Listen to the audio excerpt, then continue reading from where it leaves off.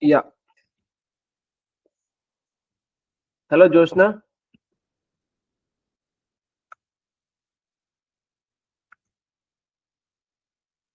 I think Nazia also joined. All right. So let's start. So the plan for today is the doubt session, and we can review some of the mocks also. Some questions if you have doubt with, and you guys are getting the return feedback as well. So technically, we have five Keystone mock plus other mocks. So whatever you can do maximum, we'll try to correct and give you the feedback.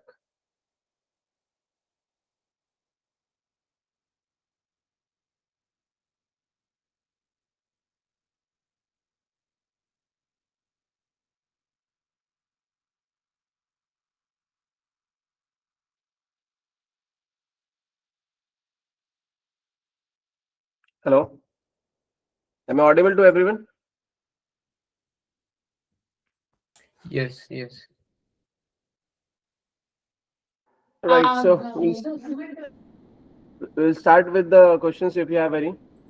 I just was going through my mock review. I want to know something about SF conclusion. How should I write it down? Like, should I write it down in the conclusion? Like, I suppose if I am agree or not agree, I am writing down. Then, do I need to also let them know in each factor why I am thinking it's feasible, acceptable, and like not suitable, something like You that? want to share the screen, Divesh, so everyone can see and it can help you and others as well. I need to download it in my computer. Just give me a second. Where is it?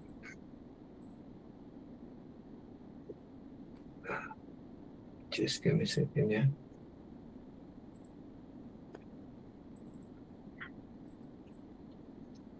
Uh,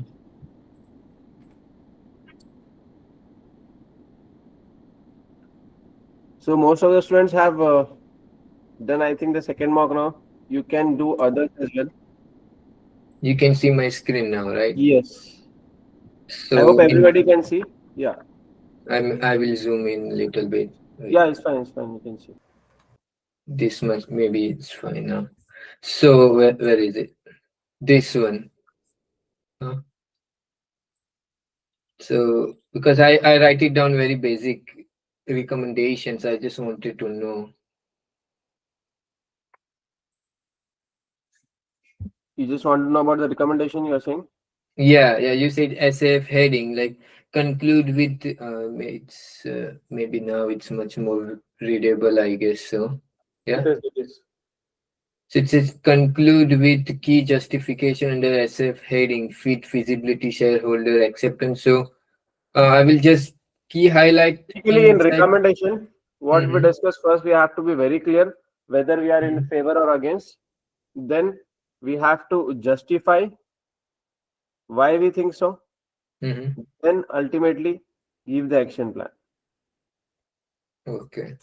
So what you have written here is from my evaluation of the TLX acquisition, I would like to recommend that we should acquire the TLX as it will bring new skill set revenue, reduce diversify risk, protect our IP and IT infrastructure and also align with our vision and mission. Okay.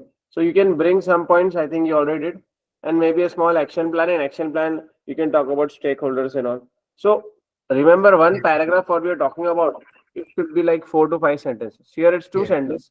Maybe if you add another two sentences, it will add more value. Let's say for this, you can get 1 mark. Okay.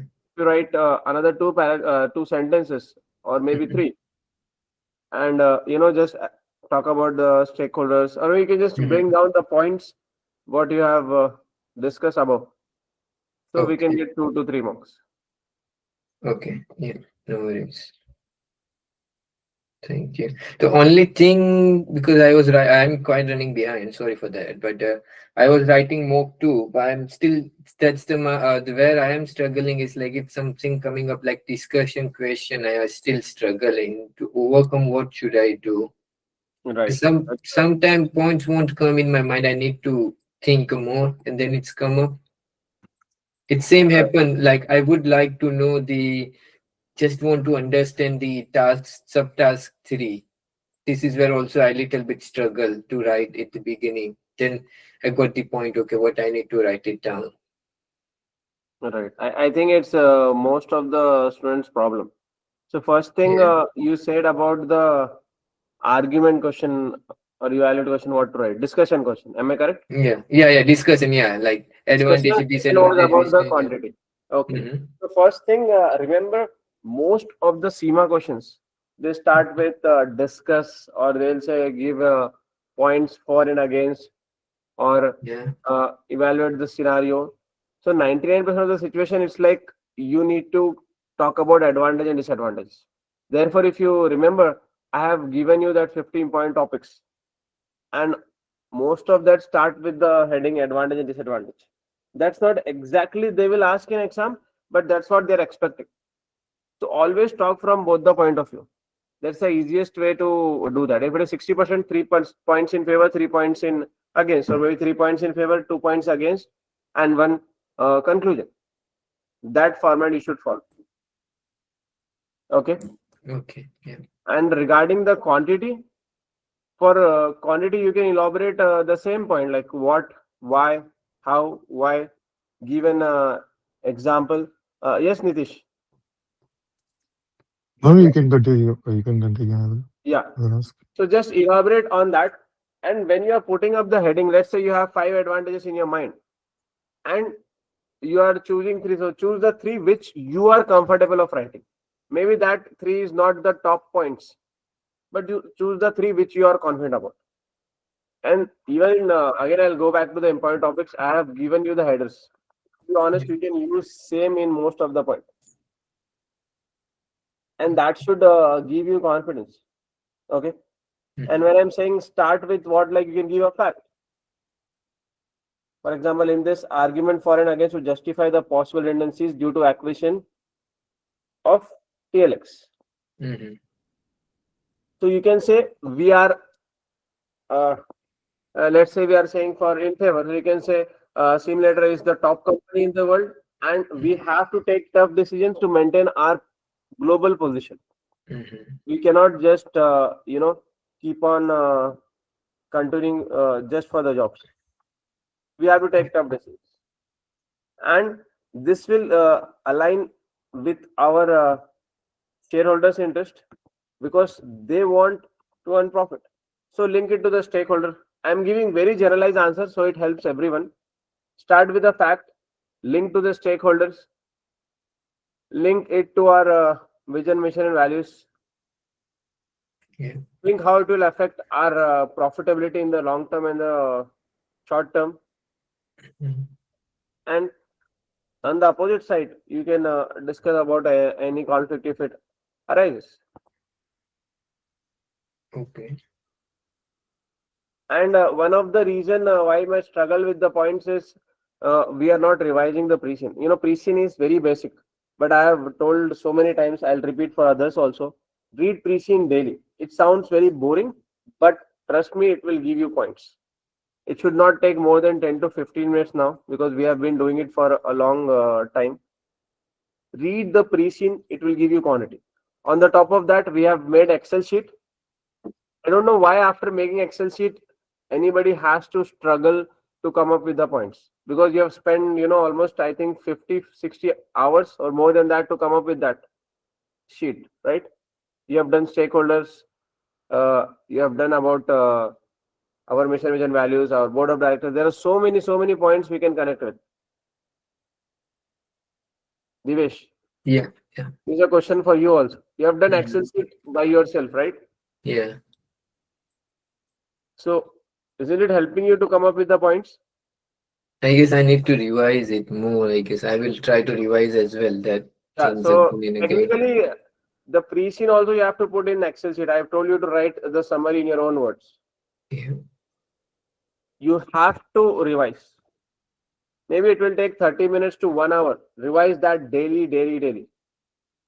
Okay. Mhm. Do you have it handy? Just can you share on the screen? For me, Yeah, your Excel sheet. yeah. Let me quickly have a look. Very. By the time, Nitish, you have a question. Oh, yeah, I was just I had a question about the evaluate and discuss part. So you said that we can discuss like 2 points in favor, 3 points in, 3 points of against, or something like that. But I also read some questions like in, I don't remember it was if it was evaluate or discuss, but like in the answer it included the downside and upside of the suggestion that we were making, like in question of f3, like giving the source of finance, we were talking about the upside and downside both of that risk. And then it's and similar questions we were talking upside downside both if for the same point itself. So Right. where does that come in, and where does the um, 2 points advantage and 3 points disadvantage come in? Because I am feeling that when I try to give upside and downside both, it feels a more balanced answer. But I think that thing is not required or in all sets of question. Yes, so mostly it can be used, and obviously things depend on the question. Let's say they have talked about evaluate the risk. There we don't need to talk about advantage and disadvantage of that particular risk. We need to talk about the risk and how risk will affect our stakeholders and other things, or maybe the situation or overall business model. So when we talk about evaluate the risk, we don't talk about mitigation strategies in our evaluation question, right? It will be a separate. We shouldn't talk about that in the Maybe we first. can give an hint, a line or two, a sentence, but Okay, technically no. technically no. And In evaluate the risk, um, we have talked about the likelihood and impact. okay, cool. That's cool. And just another question on the answer. So whenever we are writing, we are, as you said, we when, how, what. That's fine. But in terms of example, so by the time I am finishing with what, when, what, how, when, I don't have like I mean I've already covered up so many lines on these three parts. So if I start writing the example, it takes more time. And additionally, remember you gave a review note about the example that we need to mention that what industry or what company we are talking about, how they used the whatever issue I was talking about, how they benefited from that, uh, you know, benefited from that particular mitigation strategy or something like that. So, can you explain just about that, like how to mention an example Right. and how to relate to it to our? So I Right. think that will help everyone as well. Yeah. Thank you for that question. So when we are talking about the example here, mm, mm, there are two things. One is how it will affect our business. Let's say if there is this acquisition happening, like the way shared the question. So what will be the future? How our business look in the future? So we can give an example for that. Or otherwise, we can give an example from an industry where something similar has happened, or sometimes maybe outside the industry also, and that is in favor if you're talking about, or maybe it can be a negative example because you're putting it under a negative situation or a disadvantage.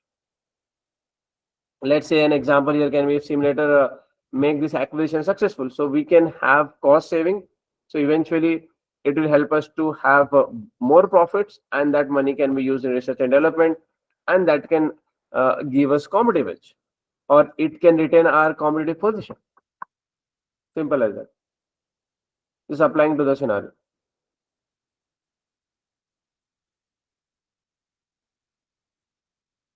Okay. Now coming back to the Excel sheet, so this is what I was expecting from everyone. I hope you guys have done. So Divesh, your summary, can you scroll down? No, no, it's just a half. I haven't write it down afterwards. I need to finish that as well. I guess I will try today. Yeah, so this is very small. You should have, Mhm, that's the reason, mhm. struggling with the quantity. Yeah. Can you go to the board of directors? I told you to made a separate sheet on BOD. Right. So sometimes they will give if you have any board of director working in that particular country. It was not there for this question, but whenever a question is about acquisition or anything, see if you have any board member who is coming from that country or who has experience in that industry, that point also you can bring in. And that usually works in favor, because if we have that expertise, let's say we are doing something with the university, or we are doing something with the NGOs, or we are doing something with the media. So we have that thing in our board, that skill, that connection in the board. So why not utilize that?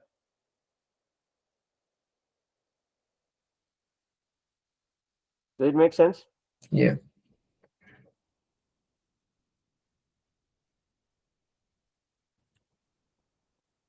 Then go to the pestle.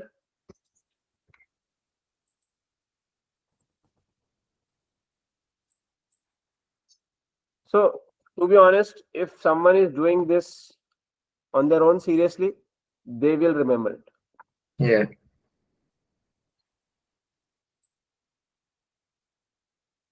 And all of this will give you point. Let's say if you are doing this acquisition, you can bring point from technological factor, isn't it? Yeah. Tell me if that acquisition helps in the battery innovation, automation, and AI. The same point you have, what you have put in digital sales and OTA, cybersecurity and data protection. At least some of the points are relevant, isn't it? And you can elaborate the same thing, because this pestle is not generalized; it is applied to Cewmlator case, right? So technically, we are almost copy pasting the same thing. We just need to tailor it according to the question. So 50% quantity you can get from here. So when you're starting your next mock, read this points. Yeah, I was thinking that now. I was writing first question. I finished it. I think I will, before I start anything further, I will go through this sheet again and the pre-scene, and then I will start writing today. So it will give me much more fresh idea. Because I took like I was busy for 2 3 in like personal works, and also I had 2 3 days break in between after Saturday. That's why I guess I'm quite forgot some of the thing. It shouldn't be happening, but I will try to catch it up. Yeah. Okay. Can you go to risk? Because I think that's very important. Let me see.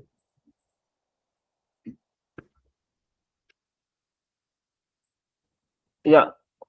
So this is for everyone also. I hope you have done your risk list. So the strategy was to come up with the 50 risks and how it will impact, or we can say likelihood and impact, and how we can mitigate. Risk and stakeholder is very important. Usually asked in almost all the exams. In fact, I believe stakeholder is there in every question. Forget about the industry, because whatever we are doing, it will affect certain stakeholders. Example, you have said battery raw material price spike, diversify suppliers, long-term contracts, and recycling. So if you are putting this line, diversify supplier, you should also have some idea, how you will diversify.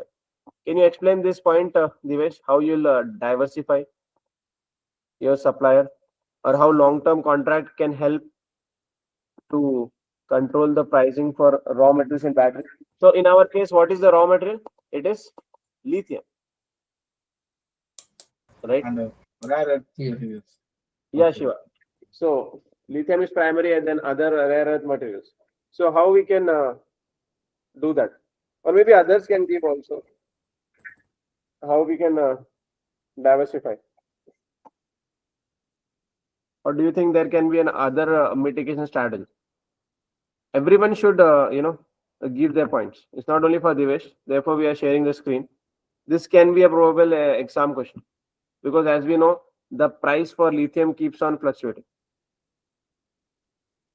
Maybe tie up with personal like the miners directly and taking control of the whole mine for certain years, like 5 years, 10 years. So we are the just the user of that mine, but someone else own the mines. It may be also coming under supplier. So maybe doing that, we can control this price spikes as well, because it will help us to mine it. It may increase our operational cost. Right. So Also, how we can reduce? Yeah. Yeah. Sure. yeah, add on to this point. So, lithium and rare material is always vulnerable to uh, region country-based challenges, actually political challenges. It's vulnerable to sustainable risk. So, one is to mitigate the reduce the risk of the environmental issues which is created by lithium mining and all these things. We have to come up with any technology-based, maybe um, we have to come up with a technology or innovation which will replace the raw material that can be used for EV manufacturing. Until then, we have to treat our, as per the prison, we have to treat our supplier very fairly so that we can get a clarity in supply.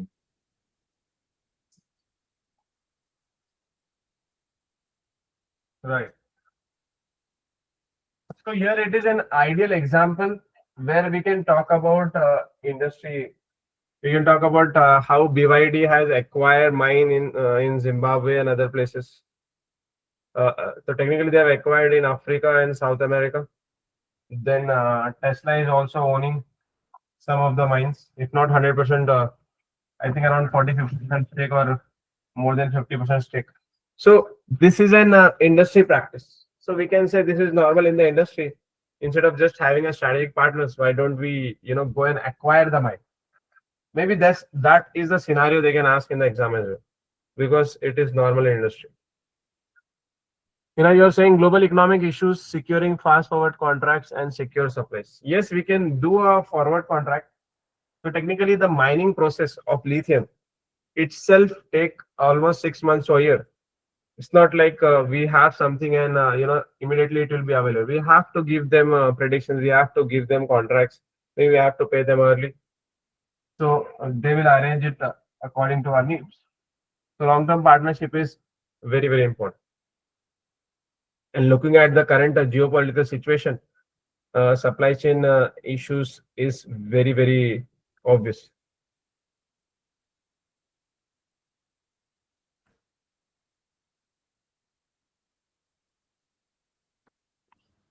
Yeah.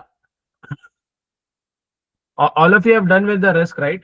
You have got 50 risk. Divesh, can you scroll down? Did you get all 50? Yeah, yeah.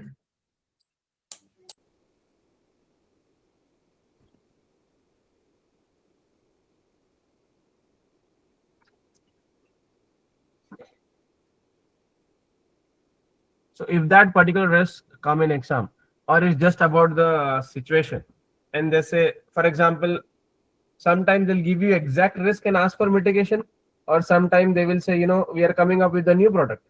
Let's say we are coming with Cewmlator buses. We are coming up with scooters. What are the risk involved?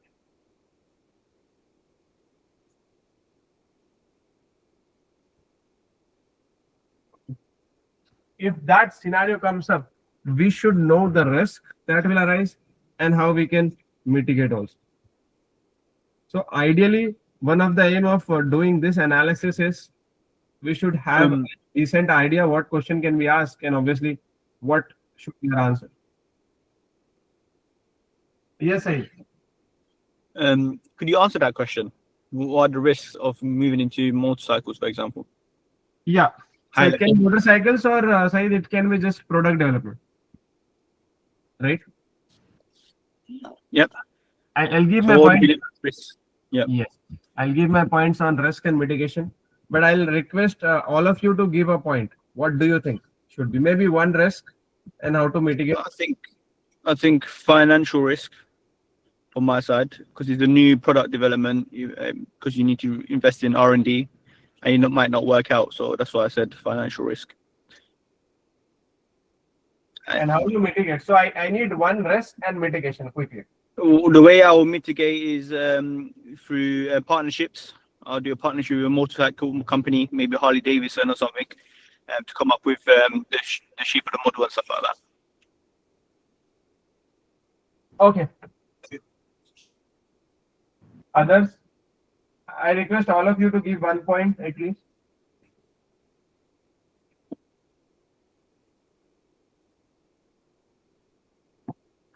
The risk it depends on the scenario, which country we will be choosing to set up our new bus or let's say scooter to start making the product into. So I would say again, currency and hedging risk, political risk around that country and their regulation changes. We don't know what's happening with the political reasons, and also involves of briberies, anti-corruptions could be involved. Different country, different choices, and different way of doing it.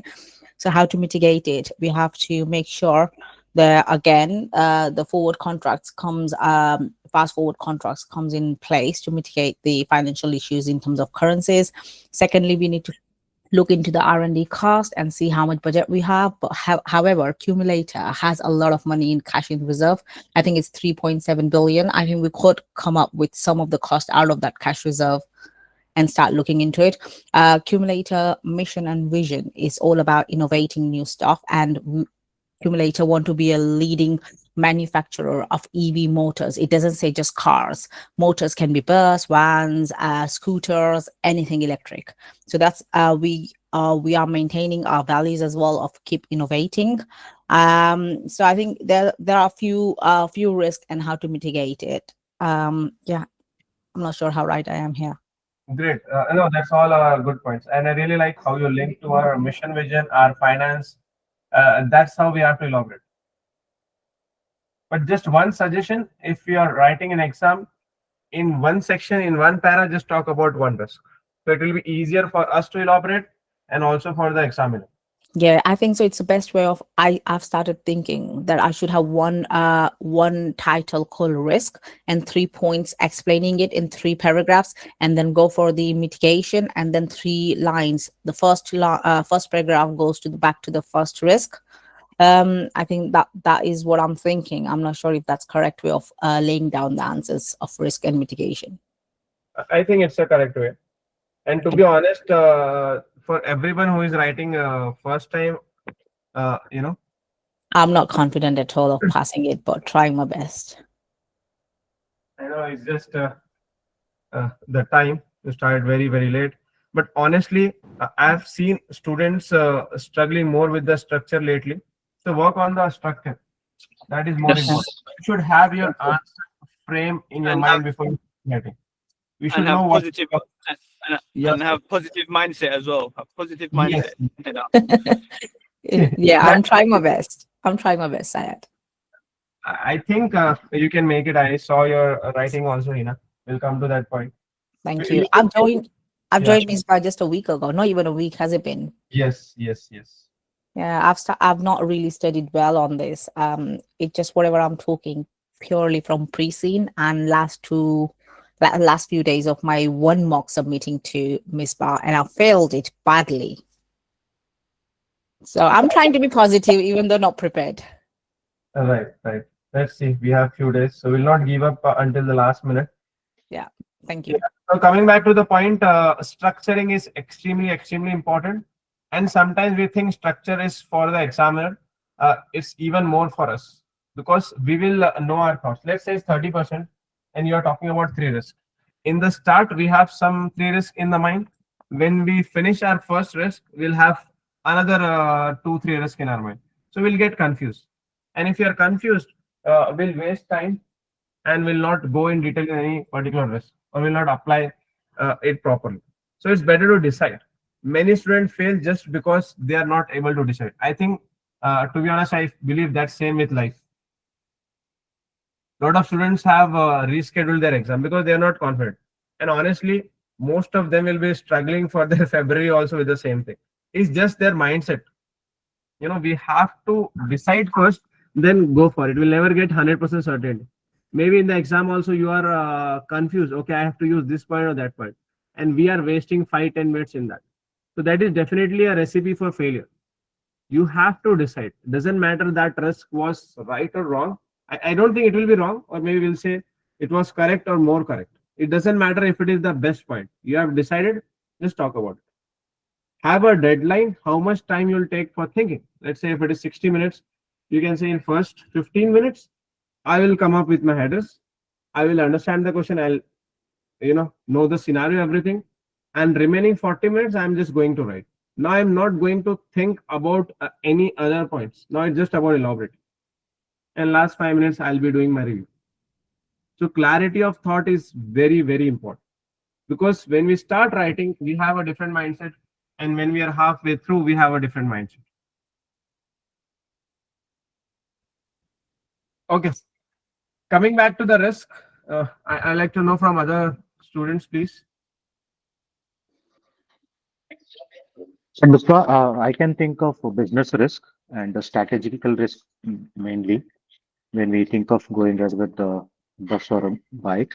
And from the competitive standpoint, what is that we are targeting to achieve as an organization? Is it more up on cost leadership focus, or is it that specific group of people that we are trying to target? Now, in case I think somebody mentioned that we can tie up with Harley Davidson, but then do we know the economical risk of purchasing power from the people and the country where we choose? So accordingly, if we can do the question analysis more from the economic standpoint, then I think we can address that. Good. Next.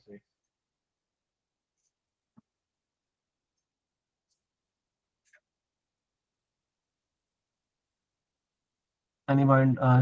Nazia, you have any point? Rizwan? So this is more of discussion, please. So everybody involved, then we can get one. Yes, Said. I'll say government risk. I would say government risk because if the government's not wanting new companies coming in, creating new motorbikes, for example, they only want homemade motorbikes. That could be a risk if they're not putting more like tariffs and boundaries for new companies to come in to create motorbikes. That could be, but to mitigate it, I would say maybe lobbying or having someone on the board that's part of the government. I think we have someone, but someone that's got links to the government that could help. All right. So maybe we can put it in a way like a regulatory risk and political risk. And what is the difference? Regulatory risk, we are talking about already existing regulations, right? And political risk is what new regulation can come in the future. For example, in the US, when the government changed, it was not a regulatory risk. It was more a political risk. New government has come in, and now in the future, they will do a lot of changes regarding the tariffs and all. And they did. Isn't it? So we just need to classify. Sometime in the question itself, they will give that election is about to happen and what is the mindset of the new government or which government is popular. Yeah. Rizwan, you are saying something? Hello? Yeah, sounds good. Yeah, I was just agreeing with some of the points. You have anything to add? What you will write on this particular question? Yeah, I just follow a similar structure of the TAR framework. Yeah, so in some of the mocks I've done, I've used the TAR framework as well. So yeah, I'd do a similar thing. Okay. If you are using Tara framework, it's good. However, it's not mandatory to use framework in your answer. If it helps us to structure, it gives the quantity and improves the quality, go for it. If some of you are struggling to remember the frameworks, then it's fine. You don't need to mandatorily do that. Misbah, I have a question regarding the example that you are discussing. So when I look at the categories of risk, now I am thinking more from the safety risk. So now, can you help me where the safety risk can be part of? Is it going to be part of environmental risk? I don't think so. So health and safety is a regulatory compliance technique. okay. Right? It's regulatory plus it is about our reputation risk. If we are not managing it, it will affect eventually our reputation. We'll have regulation risk like financial. We can get fines and maybe somebody can put a case against a company. They can sue us, right? Put a civil suit. But Yeah. Okay. after that, when things become public, it can lead to reputational risk. Okay. I can connect now. Yeah. Yes, you're saying I struggle to choose. I struggle to suggest or use Tara or any framework. Yes, you don't have to. In fact, in one particular question, you don't have to use all Tara. Either you'll talk about transfer, either you'll talk about avoid or reduce. You don't have to use all four. And honestly, if we use logic, we are talking about, let's say, you talk about forward contract hedging and all. It is an example of a reduction of risk. So don't try hard that you're talking about. Nadia, operational risk. Is it a question or an answer? Yes, basically because all the factories are specific to each model. So when setting up or going into e-bikes, you will have to set up the factory. So that factory will have to be configured, and it's a new type of car you're entering into. So that could raise operational complexity. So that is the operational risk attached with it. Just Very one of the good point. risks. Yes. And from our board of directors also, we don't see anybody is having experience in that particularly on the downside. On the positive side, again, we can link it to our mission, vision, and values. And if you want to retain our position, we have to do that. We can give an industry example of BYD. They are making batteries for everything. In fact, they never started their business model with cars. They were suppliers. They were more into B2B, business to business. They are also supplier for Tesla.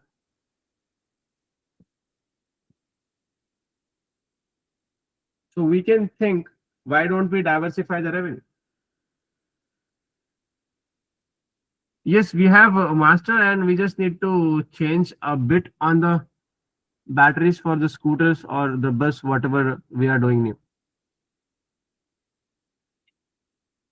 Any other point?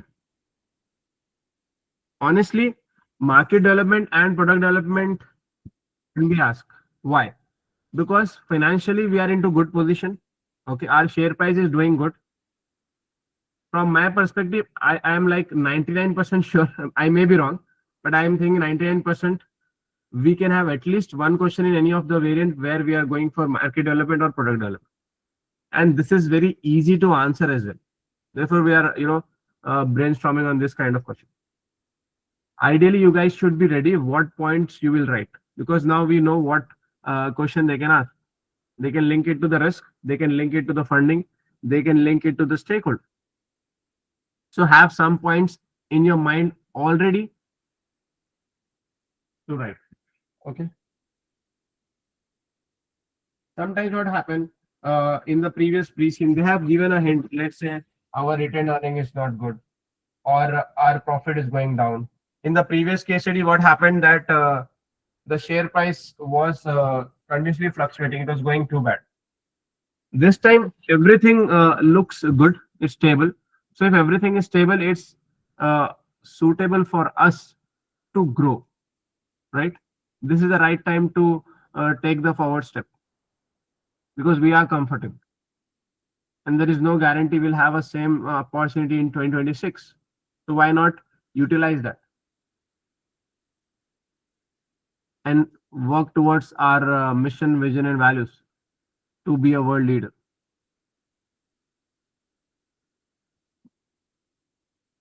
Yeah. Now coming back to the question side, you are asking what I will be writing in that. Okay.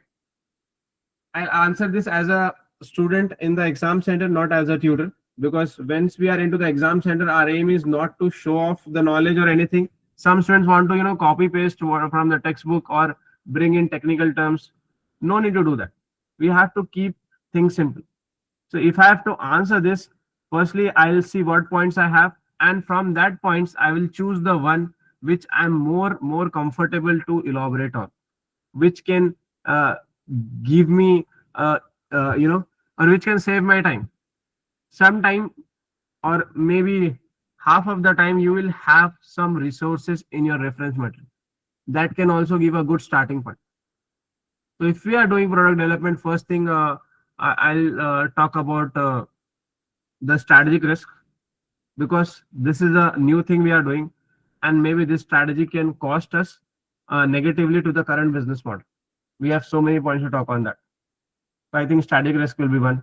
Second is reputational risk. If we fail, or if something negative happens, because expectation will be too high being a world leader. If something we are coming up with the expectations are high for the stakeholders. That's the second risk of this product development we can talk about. Third is it can distract us from a current business model, though it's very similar, but still our core has been only cars. In fact, one of the reason why we are so successful, maybe we are very specific. We are not saying yes to everything. If you look into the industry, most of the car companies, maybe they are not big as us, but they are doing both ICE car, internal combustion engine, plus electric vehicles, EV. But what we chose was a very strong decision, a very risky decision. Despite having good reputation ICE car, we decided to close it completely. Yes or no? We would have continued both, but we chose to close down. That was a risky decision. We would have survived with doing both. Maybe we would have come up with a new brand for EV. This Cewmlator or Cewmlator was just focusing on ICE car, and we would have come up with a new brand, but we didn't do that. So we have taken a good amount of risk, and maybe it worked in our favor. It looks like, our profit, our retained earnings, share price, it looks positive. This is the point I write. Does it make sense? Yes, it does. Would you can you repeat what you said about the strategic risk? Yeah, strategic risk is about when we do something new, it can lead to business risk. Strategic risk means board is coming up with a new decision. Okay, and if that thing goes wrong, it will not only affect the involvement of resources, finance and time, our human resource, everything. It can also affect our current business model. Let's say we have taken a loan to do this and we failed, and mostly it will be a long-term loan. So we have now fixed interest added up every year. Now we'll have less cash flow for our working capital, right? So choosing a wrong strategy can affect our established business as well. So we need to be very careful. And when companies grow very big, they have more to lose. As a startup, they take a lot of risk. But when companies are established, they are very careful with their strategy they are choosing. Why? Because they have more to lose. We have so much of commitment. If we are taking a lot of strategic risk and we are not getting returns out of that, or at least we are not getting direct returns or immediate returns, it can affect our cash flow negatively. And if it affects our cash flow, it can affect our relationship with the suppliers. And we know that suppliers and the supply chain is a major risk in this industry.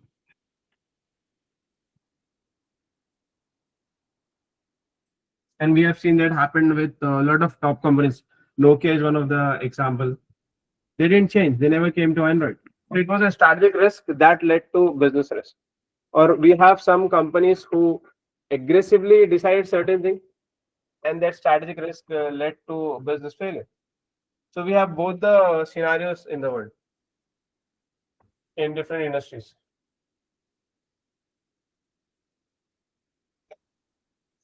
Okay. So don't choose just the points you have, choose the one which you can write more about. Because at the end, quantity is also important here. So, Ms. I have a question here. So, you're mentioning that whatever we are comfortable with more, we can choose that point. But then, however, if I feel Obviously I correct. have one more thought in my mind, but I'm unable to come up with the points, but I feel that can be a strong response. So, how to deal with such situation? Okay. Maybe you can think of it and write later on. It was just an example.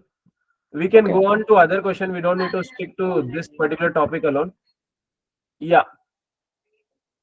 Divesh, are you still there? You have stopped sharing, but I hope you're. Yeah, I'm Down. here. I'm here. I was a little bit away from the computer. That's why I just returned it off to sharing. Yeah, but I'm still listening everything. So yeah. Okay. Okay. So we are done with that questions. Moving on to the next topic. Any other question you have? Yeah, I just want to understand the mock first task 3 question only. If you can just explain it, what they were actually asking. I have write it down, but I did little bit struggle. Have you seen the suggested answer? Not really, not yet. No. Okay. So look at the suggested answer. It will, answer your question. If it Okay. doesn't, we can discuss Yeah. tomorrow.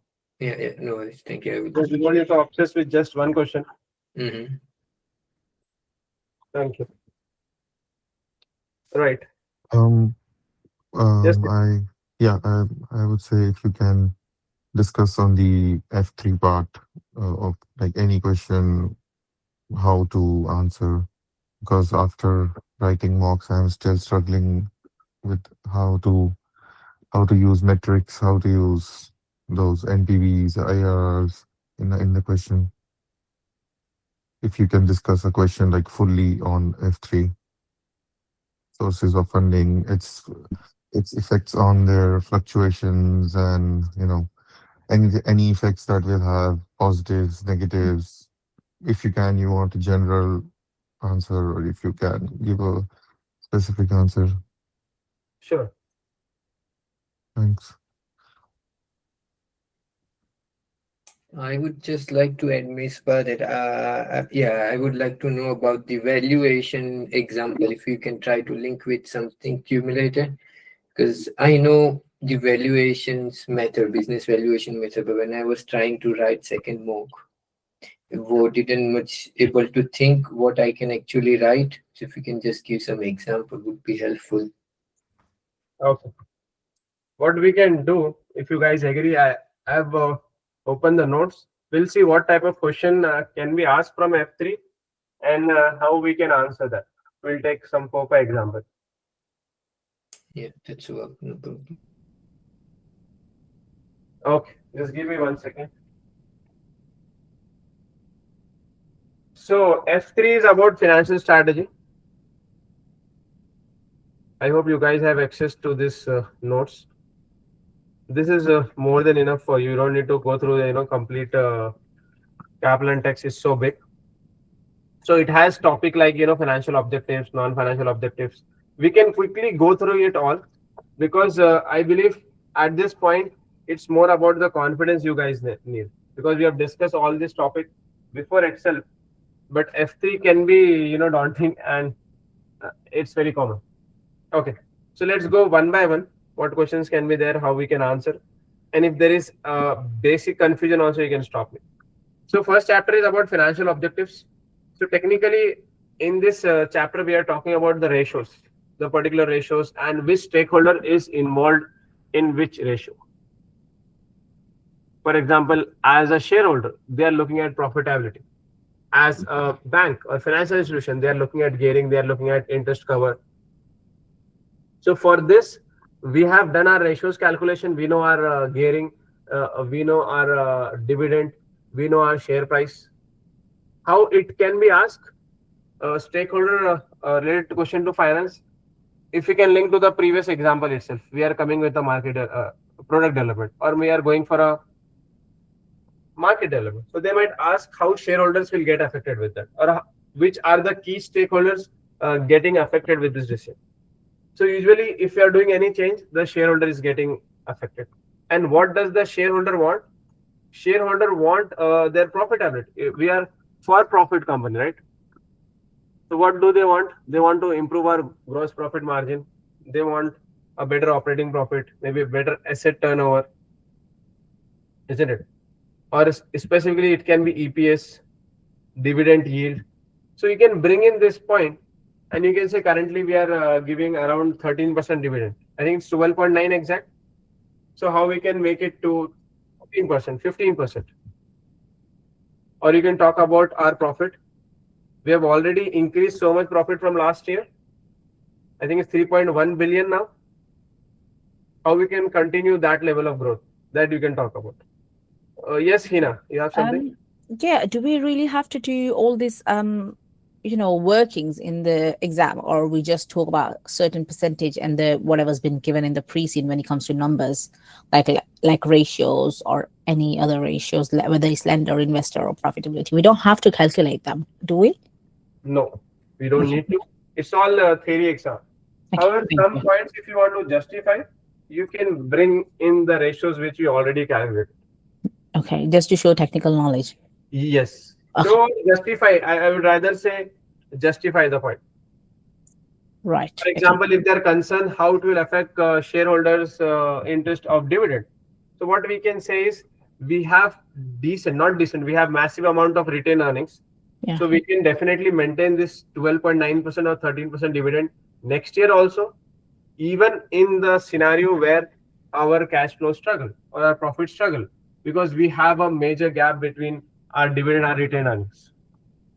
Isn't Right. it? Okay. We Yeah. have that level of money. Yeah. So it will not affect the negative, or at least it will not give away the wrong signal in the market. If you are giving 80-90% of the dividend, which was the Yeah. case in the previous exam, so that time it was a problem.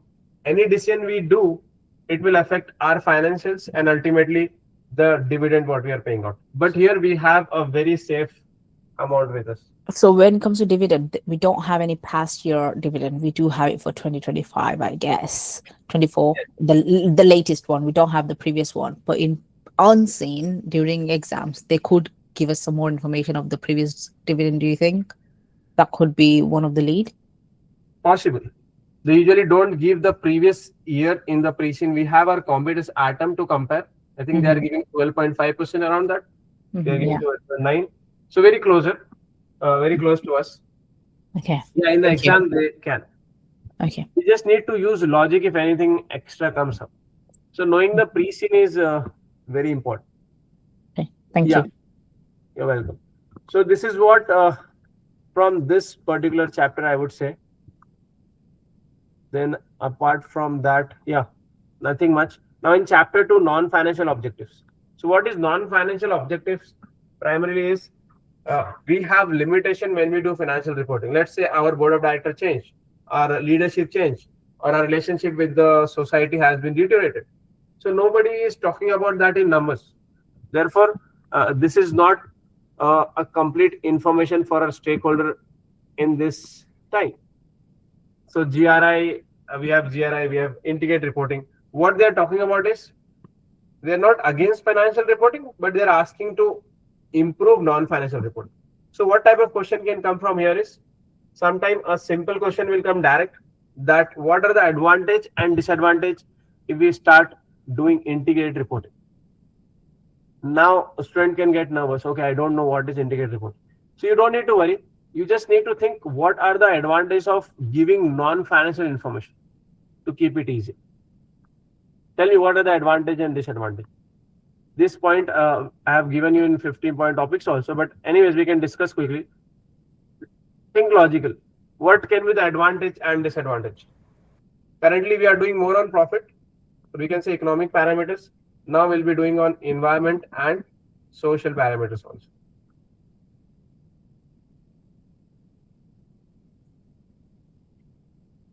What is the question, Vishnu? Advantage and disadvantage of non-financial report. It can be non-financial reporting, it can be integrated reporting, it can be related to sustainability, but more or less the answer remains the same. Strong investor confidence in our financials, that we are committed to doing good for the society, covering our people and profit. Oh, sorry, people and planet to the profit. And disadvantage could be that we could be exposed by more transparent and by publishing more information. So we could be exposed to more scrutiny, more I don't know, challenges, something by the company, sorry, by the regulators or by any other ESG, The competitors. by the competitors as well.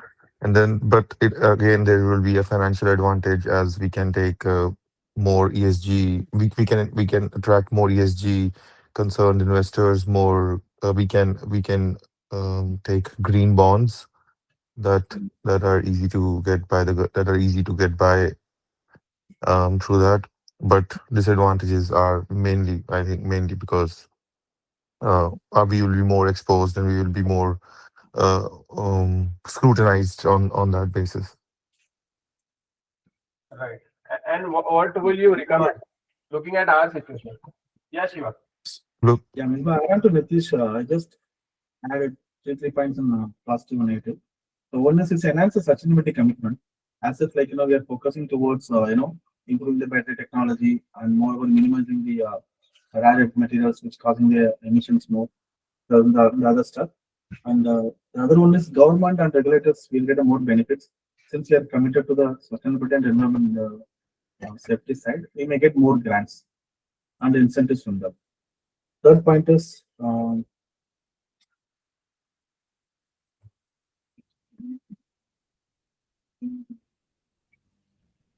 maybe I'll read it.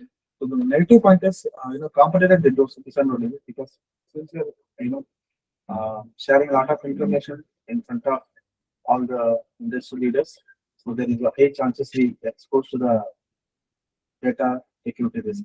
They may copy our projects or something like that. Second thing is they may copy the project schema. That's also another vulnerability for us. And third is data protection. Data protection can be difficult. Yeah. Maybe more vulnerable.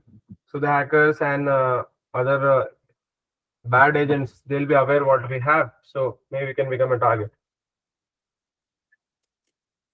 Yeah. So I think in the final, final point, we could say that I would say that like being an old source, like a company with so much experience, we should, and with so many investors and so many stakeholders, we should be having a blend of integrated report so that our commitment towards ESG is clear and transparent, because these things are clear that the industry that the company already accepts that their emissions are higher while producing, but they are focusing to reiterate that their message that the driving of the vehicle is way more cleaner. So we should, like, by publishing all these results through possibly through external audit or through externally approved certification, we can we can assure that we are focused on our goals, and we are we want to really achieve our values of being being sustainable, and our mission to be a sustainable manufacturer of vehicles as well. All right. So that's something that, because it is required at this point for sure, at our Size of the scale. business. Look Yeah, at the size and the position we have global. It is. exactly. It is required at this point. Yes. Good point. It is.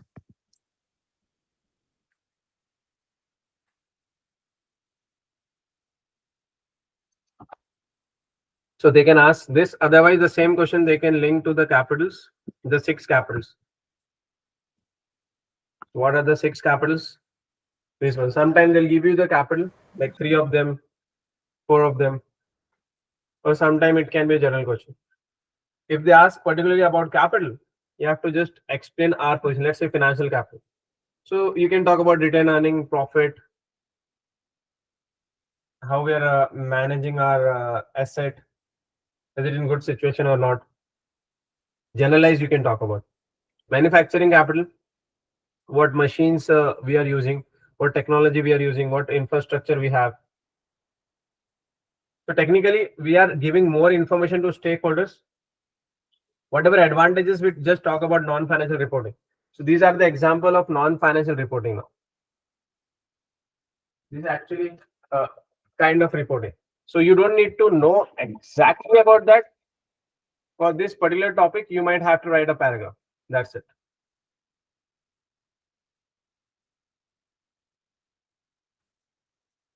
Does this make sense?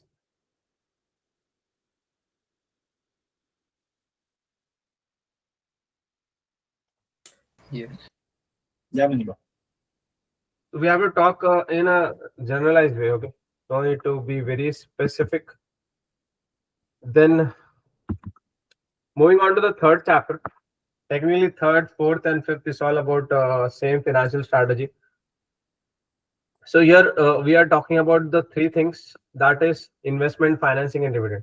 If you get any question regarding dividend, we need to change a dividend policy. So we cannot just think about dividend alone. We have to think about other two things, that is financing and investment. Because let's say next year we decide to give 50% of our profit in dividends. What will happen? We'll have less money to invest in our project, isn't it?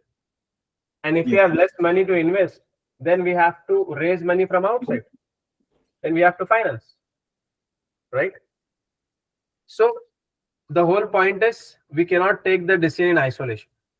So we need to showcase that knowledge also in our answer. If any question come with financing also, or market development sorry, product development question we just discussed. Remember one of the point we discussed how to affect our stakeholder, and stakeholder we discussed about dividend. So we need to give an holistic answer. Though we are coming from finance, we are senior finance manager, but working with the board. Board is not concerned with any particular department. What we have to do is bring value for the entire organization. Therefore, we need to know the pre-scene, we need to know the industry, how things are working. As a leader, in fact, if you see in real world also, when somebody is a senior manager or a VP, anybody who is a manager and above, they are concerned about the industry as well. In fact, when they go for interview at this position, they are not only looking their experience, but experience in particular industry. Why? Because things change according to the industry. And that's what we need to showcase here.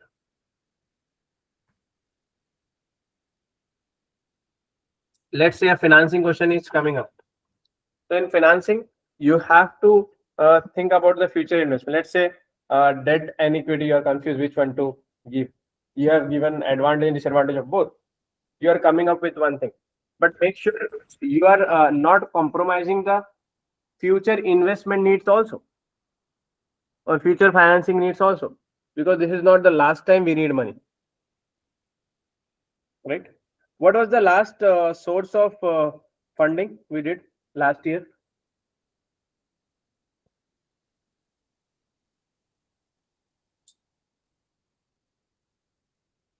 We got additional borrowing. Sorry. You mean Cewmlator, you're asking, right? Yeah, they have given in the pre-scene, right? Yeah, we have additional borrowings. Yes, we have taken debt. How much was it?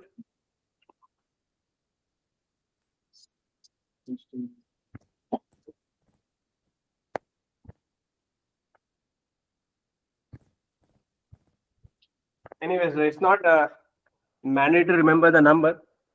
If you want, you can bring in the justification, or you can just say we have taken a debt last year, and because of that, our finance cost has gone up.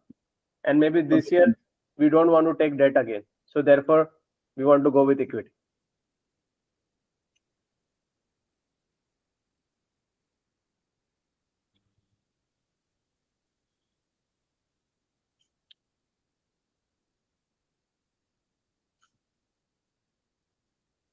Is it making sense, everyone? Yeah, yeah. Or maybe one point you can say to justify is we need to keep our debt options open for the future or in difficult times because we have collaterals. So this time we'll go with equity, because if our share price fluctuate, one thing we have in our pre-scene is every 2 years or 1.5 years the share price is going down. So why not do rights issue now, because share price in our favor, and maybe in 2026 the share price will not be in our favor. So it will not be ideal to raise money through rights issue next year funding. So take rights issue now. I mean, issue rights issue now to raise the money, and next year we can go with that.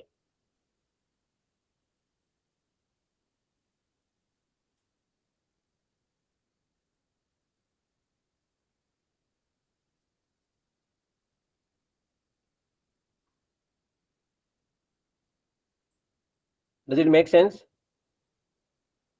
If you guys go silent, I am also getting confused. Just say yes, no, whatever comes to your mind.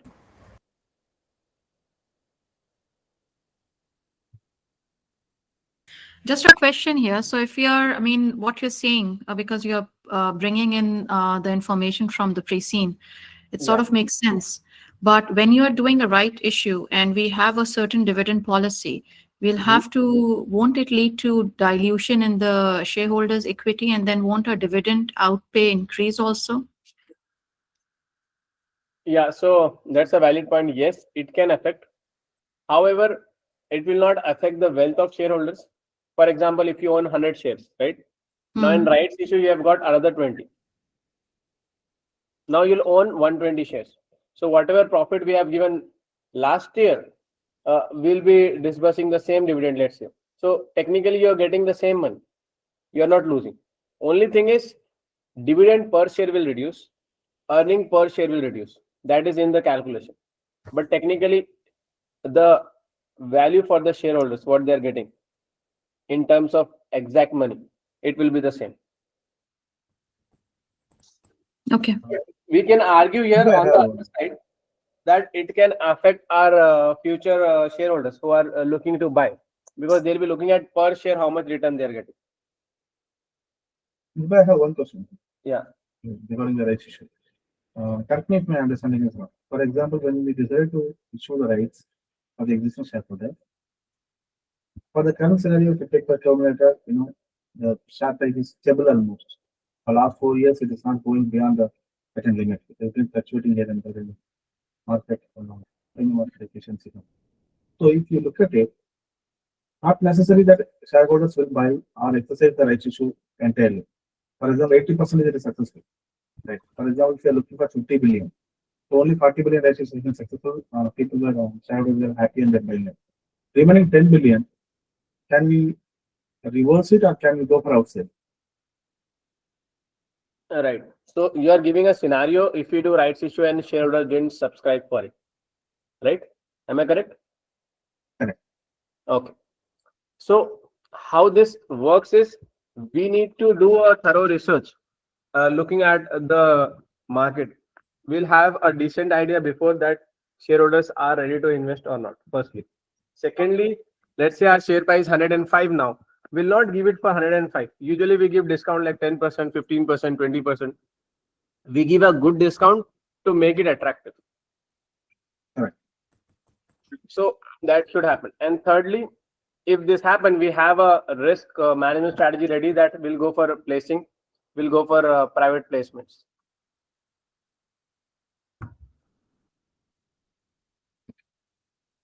So that time the dilution will happen. So Sorry. when it goes to outside of the existing shareholder, it is not a rights issue. It's a normal issue. Yes, and we might have to give a discount, more discount, because like we are going to businesses, and they will sell this to retail investors like mutual funds and all. So they need more discount. So that time dilution will happen. So if you only Yes, exercise the but rights honestly, issue, I don't dilution think will that be. situation will come. We are growing, we are showing profit, we are giving continuously dividend. So I think this is a rare situation to occur. And if we see that is going to happen, then don't go for rights issue. If you are confused, if you are not confident, then don't do it. We'll get an idea, isn't it? Or we can communicate with some of the key stakeholders, key shareholders who have the majority stake. Sure. I have another question on the dividend policy, dividend side. Yeah, please. So we are paying 0.3. It's the same amount for consecutive years. It didn't change it. Come again. 0.4. No, we have been paying dividend. Okay. Same amount for last year and this year. It is not increasing. No, dividend we don't have for last year. Dividend they give only for 1 year. 0.4 we are doing. 0.4 billion.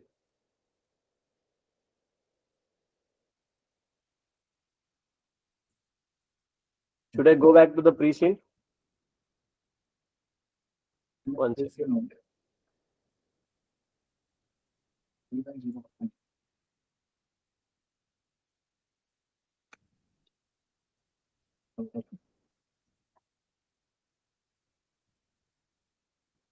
Yeah. Can you guys see the screen? Yes, yes. So this 0.4 billion is our dividend. So we can decide which method of things, type of policy, dividend policy we are following. Right. Yeah. The residual, constant, or zero, or stable. Yes. So we have information about our previous sales, profit, and everything. but nothing with the previous year dividend.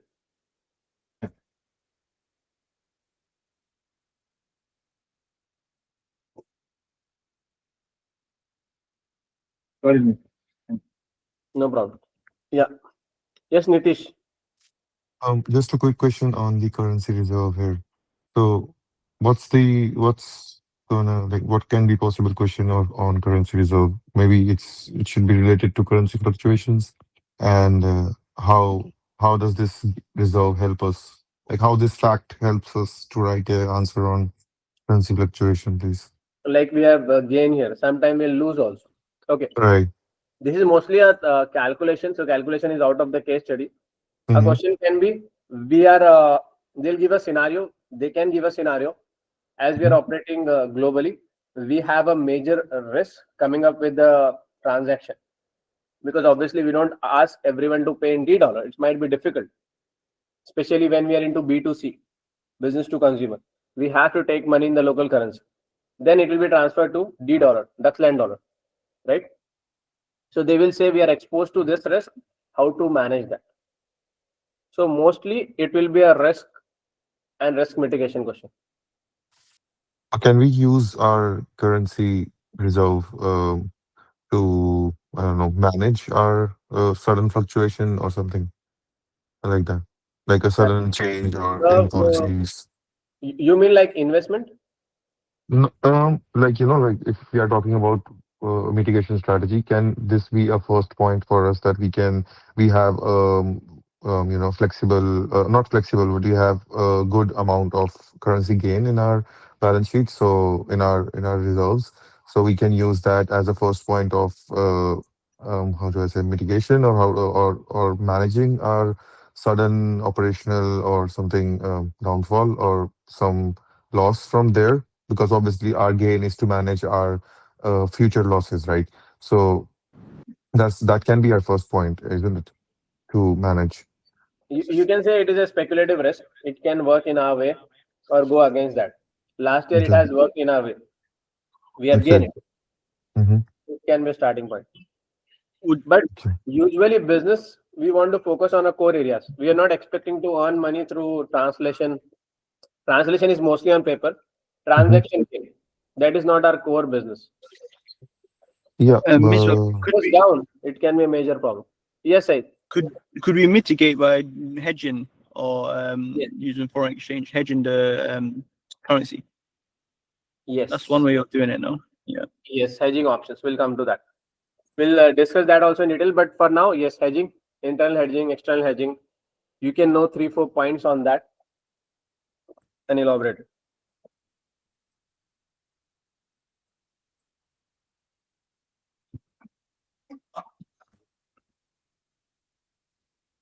So I hope you guys are confident to write about it. How much cash to hold? Okay, one scenario can be there, as we are talking about the advantages of having a very good retained earnings and very good cash. What do you think can be an advantage and disadvantage?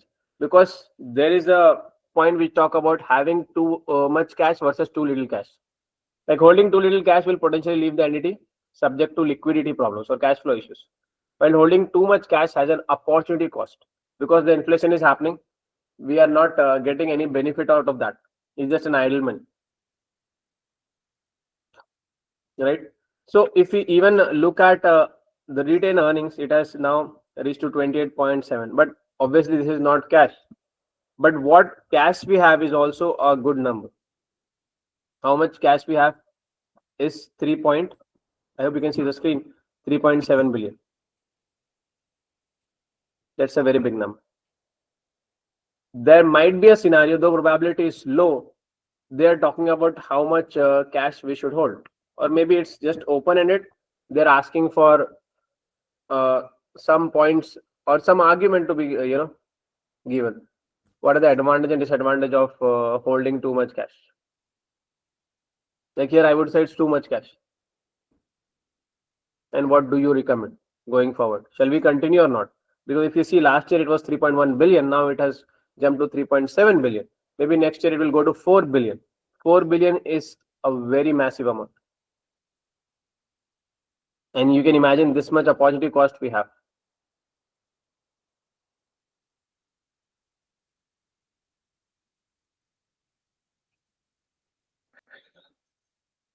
So, Misbah, when we mean as cash, it says it's in bank, right? Yeah. Now, obviously, we will be earning some interest out of it. Then, how are we saying it's an opportunity cost? Right. So, firstly, it depends. Obviously, in bank also, if it is there, it will be back obviously. So whether it is, let's say, it's a fixed deposit, what you do in personal thing, fixed deposit, current account, you will get very rare interest or very small. Sometimes it's less than the inflation rate also, Okay. right? Because if you are trying to earn interest out of that, then you have to fix some amount of money to the bank. Okay, got it. It's not worth. I mean, that is going on too much deep, but it's not worth to just earn, let's say, 5%, 6%, 7%, because that is just close to the inflation. Or sometime, if any unfortunate event happen, it can be lower than that. Look at the opportunity we have with this money acquisition or coming up with new technology, so many more. Yeah, got it. Thank you.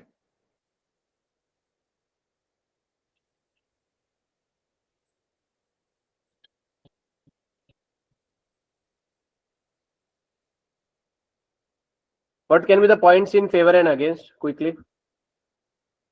Maybe 1 point in favor against.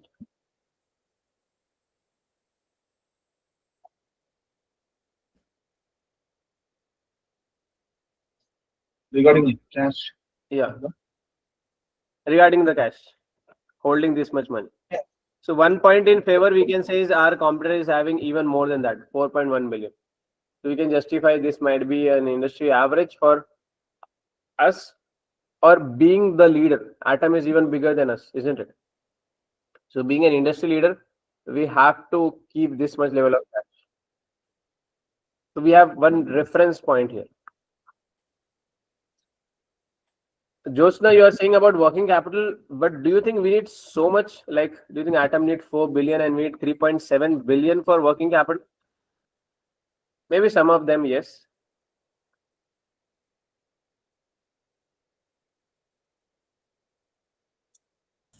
Our working capital ratio is good, right? It's 3.2. So 2:1 is the average. So I think Yeah. working capital is fine. But cash, probably it could be kept because it's a sensitive industry. So EVs and usually they are exposed to risk like litigations or penalties and so on if any of their claims, I mean, as we have seen, goes wrong, if there's greenwashing and so on.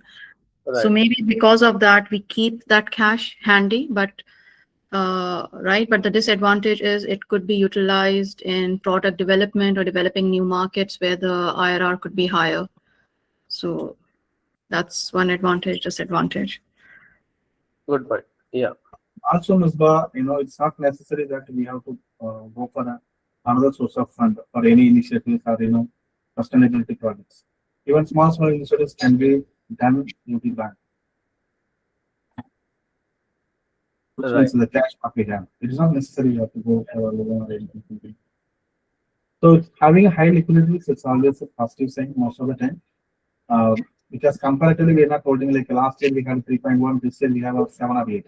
So we cannot say that we are losing the opportunity, chances something to invest in. Just a slight increases.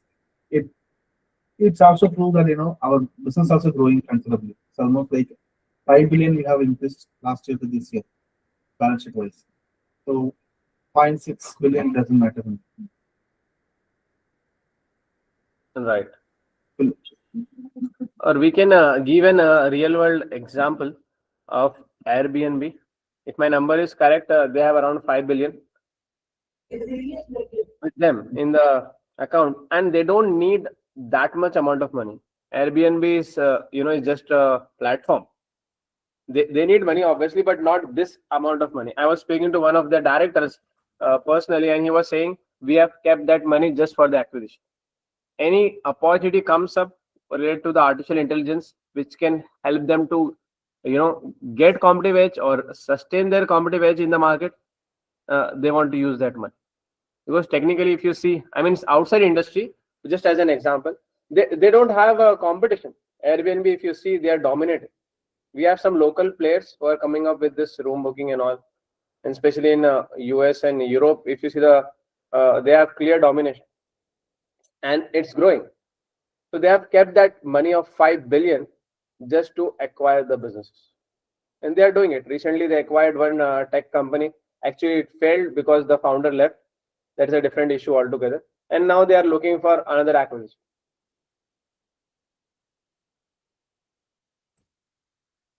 They have opportunity cost for that, and they are losing on other profitable projects.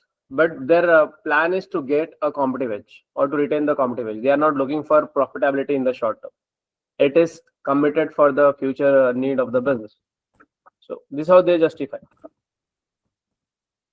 But at the same time, we can have a lot of counterpoints to that. So technically, you should have some points to come up and elaborate in the answer. That's what we are talking about here. And which one is correct, which one is less correct, it's very difficult to say.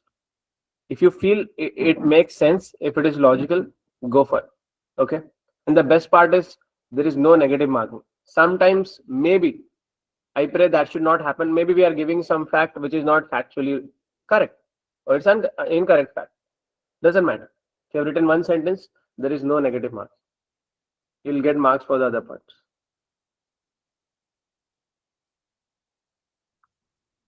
I hope it makes sense. Yeah. So moving on to next. Honestly, this is what is important in this chapter. Apart from that, credit rating agencies. Now, the same thing get a little bit in detail, equity finance. So make sure you have one answer ready on financing. Sometime a question will come up directly on equity finance. Sometimes they'll say what debt options we have, or mostly they'll give an open end. What are the options we have to fund this project or fund this acquisition? So what options we have in terms of equity, if we talk about? Firstly, here it's all about different options. Capital borrowing, this is debt. Bank borrowing, this is debt.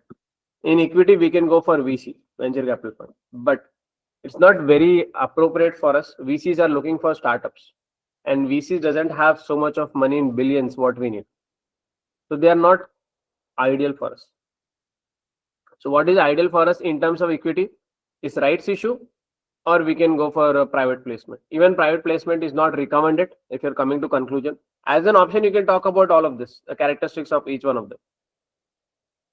But in conclusion, for equity, it should be the rights issue. You can also talk about the criteria. Sometime a question can come up.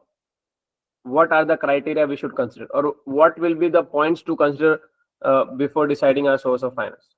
Again, we have logical point. Firstly, how much we need, cost, how long we need, what restrictions we have from the lender,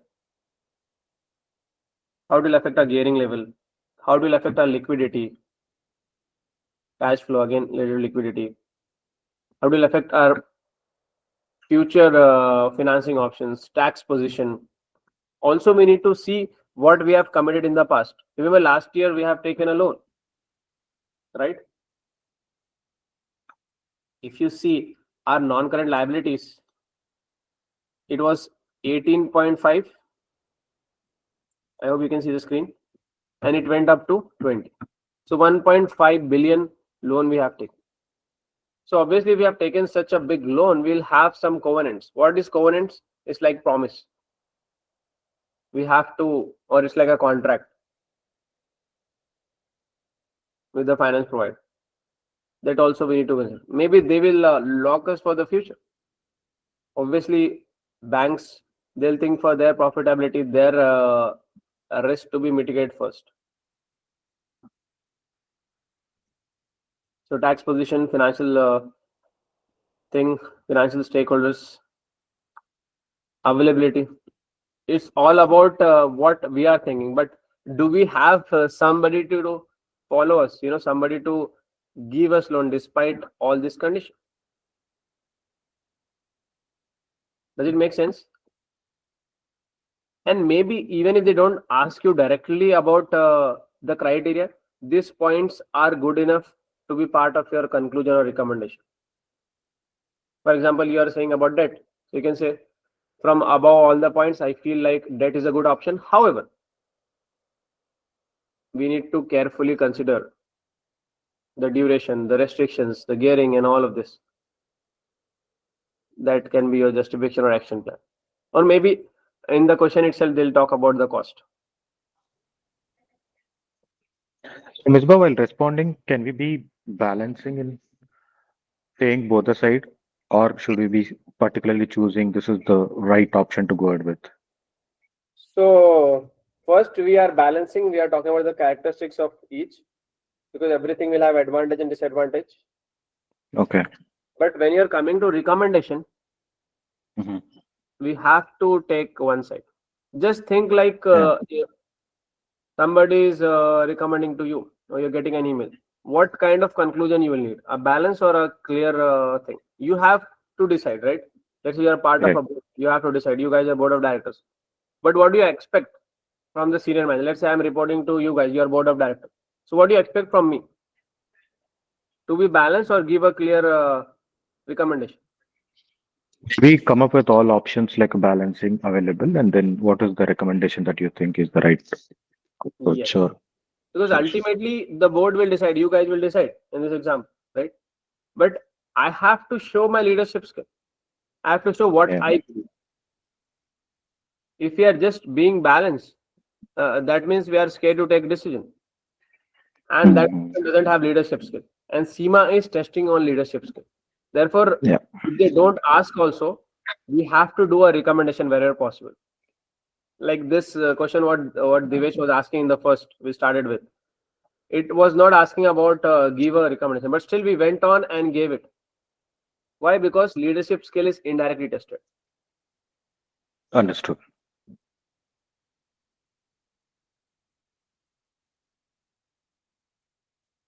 I don't want to overwhelm each one of you with the information. I know it's just a few days left. Focus on the strategy, what we did, the mock, the important topics, the analysis. This is just extra we are doing. Okay. This is not the right time to get in a lot of knowledge. It's more about revising what we already know. I'm just sharing this to give you a hint what type of question come and how to answer, to give you confidence. I don't want this exercise to work in opposite way. Some of you might be thinking, oh, I didn't know this point, I didn't know that. You don't need to go in detail.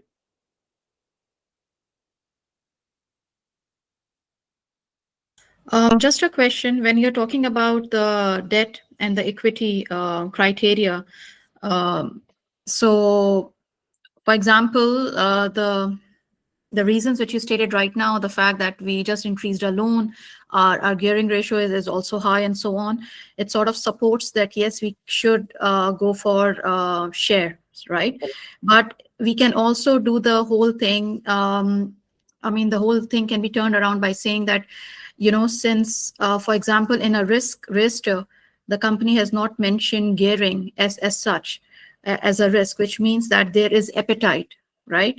And then it's, if we take sustainability measure, we can go for green financing, which will offer a green discount. So if we give these kinds of, I'm just asking you, because if you're Yes. able to support our recommendation, that should also gain us marks, because is there a right or a wrong answer, or as long as the supporting and the logic is there, we will get the marks? That's very important question. Thank you, Nadia. I believe everyone is confused with that. So a simple answer to that is there is no one correct answer. What CIMA said officially is they have hundreds of correct answers. Hundreds. It's not like 1, 2, 3, 4. Everybody has a different way of writing. Okay. So we should stick to what way we believe. The only thing is we need to communicate clearly. Like I was just advocating debt here. Why debt is good. The You can equity, talk about equity. equity, yeah. I'm talking about Hmm. equity. You can talk about debt. Doesn't matter. Hmm. You can say that we have, if you talk about gearing, we have 41.9%, or we can say debt by equity, we are going 72% for last year, and this year it was 69.7 to be approx. Hmm. Okay. So we have good capacity. What we say is, we can go up to 50% debt in our capital structure. So we have Yes. still Which good amount of money is we can. roughly 8.5 billion, right? If I'm because I did that calculation. Sorry? We have, if you want to go up to 50%, as you said, Mhm. we can take 8.5 additional. Obviously, we don't want to go up to 50, but I think Yeah, 8.5 or 8.7 around that. yes, something. Yeah, it So doesn't matter precise. mm, Yeah, up to 9 billion we can say. So up to 9 okay. billion opportunity is there, and what we took last year was 1.5 billion. Hmm. So we can write in favor to go with debt, and we have points like good property, plant, and equipment to give as a guarantee, good reputation in the market. Then we are a listed company, so banks love to give money to listed company because we are complying. We have risk committee, we have audit committee, right? Plus, Yes, and one more question, sorry, that in CIMA's answers, if we give like a combination that we suggest that we go for loan and an equity combination, is that something which we should do, or we should stay away from it and just stick to one? I mean, if I say just stick to one, then the previous fact is going wrong. When I say there are hundreds of answers, I think you can go with mix.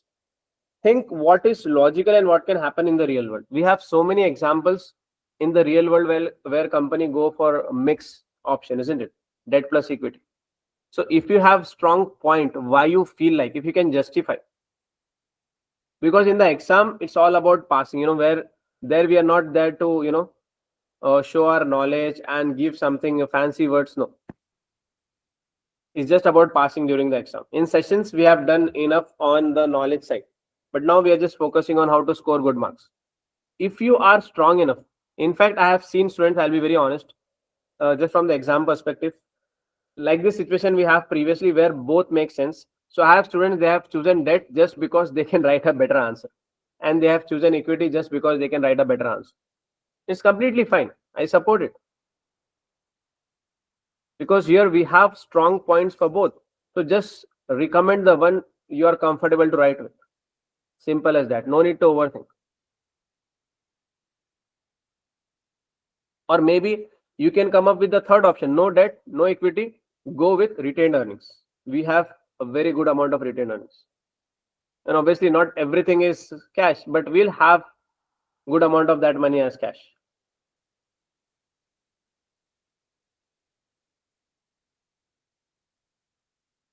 Or maybe, okay, what can be the options? Just quickly discuss, because the next chapter is about that only. First is debt.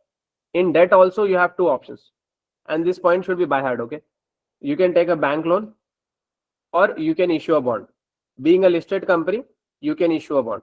The second thing, then we can also have a commercial paper, but commercial paper and all is not ideal, because that is for short term finance.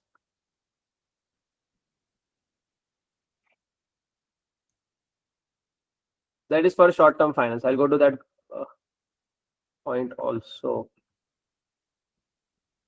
Yeah, we have here. So short term finance, but as an option, if the question comes for 60% and you don't have enough point, maybe you can write one paragraph on commercial paper also. This is 3 done. Then equity option is there. In equity you can do rights issue, or you can do a placement, private placement, that is going with other businesses. 5 options are done. Then retained earning is another option, number 6. Then you can sell off your asset, number 7. Sale and lease back, again part of number 7 we can say. We can do convertible debt. It is a debt, but eventually you want to convert to an equity. Then we can get government grants. We have venture capital. Venture capital is not an ideal, but as an option maybe. But don't make this a recommendation.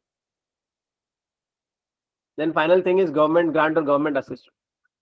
Now, why government will put in money? Remember, we discussed on integrated reporting or non-financial reporting. It's about society and environment. If we do something for society and environment, government can help us, because ultimately that's government responsibility. Why we are paying taxes? Why we pay tax? Why companies pay tax? Because our job is to do business and earn profit, and to do the social work and everything goes for the government. That's the reason we are paying tax. Otherwise, we have a theory: don't pay tax, we'll take care of the society and the environment. If you are paying money and you're expecting companies to do CSR, why they should do it? Therefore, CSR is not a legal requirement in UK. In India, we have, obviously, so regulations can change. In exam, we have to consider a UK scenario.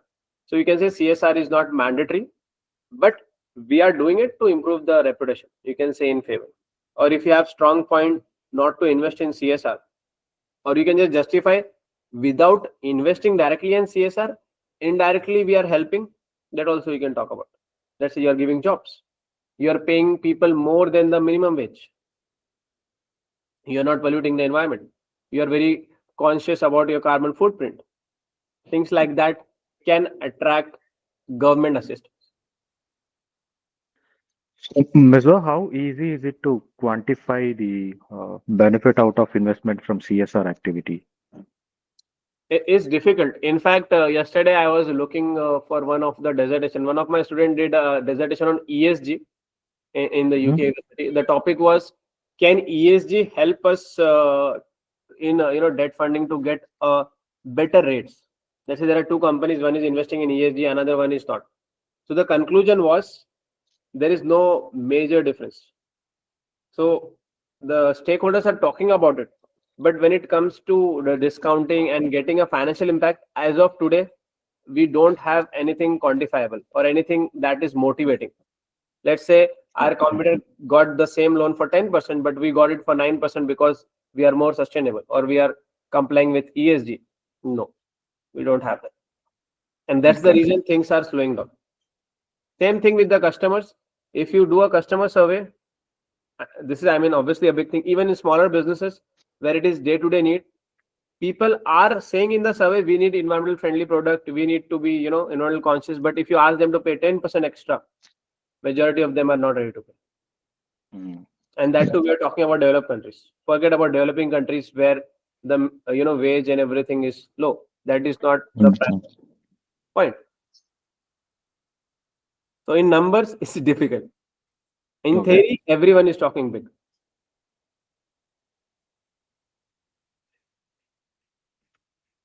Anyways, we went a little bit off, I believe. We are talking about the options. Are you clear with the options, all of you? Yes. You don't need to use all the options. 40% use just top 4. 50% maybe 5. But very easy to score this point. Make sure you write a perfect answer on this. To be honest, you can just remember all the points you want to talk about that. Decide now itself, whether you want to go for debt or equity, and have your model answer ready, and just go and paste in the exam. Do a little bit of tailoring. Simple as that. It will save your time also. It will give you a positive boost for the other questions. You'll get more confidence. And to be honest, passing is easy. It's just 52% we need. 52, 53 we can say, around that. Out of 150, we need 80. Somebody was asking me yesterday how much marks we need. We need 80 marks out of 150.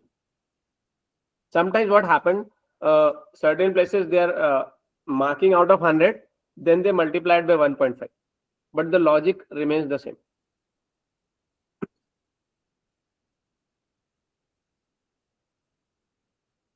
Is that clear?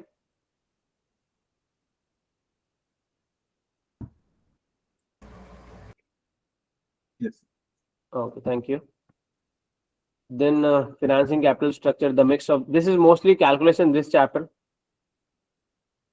What we can take from here is, if you want to justify some of the point using a theory, then you can say M&M theory 1958 said that it doesn't matter how much debt and equity you have. It's not mandatory to use this model. If you have already not prepared, I would not suggest to do it now, because we don't have time, and it's not expected by the examiner as well. If you want, if you have already done to justify, you can do it. You don't need to try hard and bring everything to the theory. No. If you already know it and you feel like naturally it is aligning, it's fine.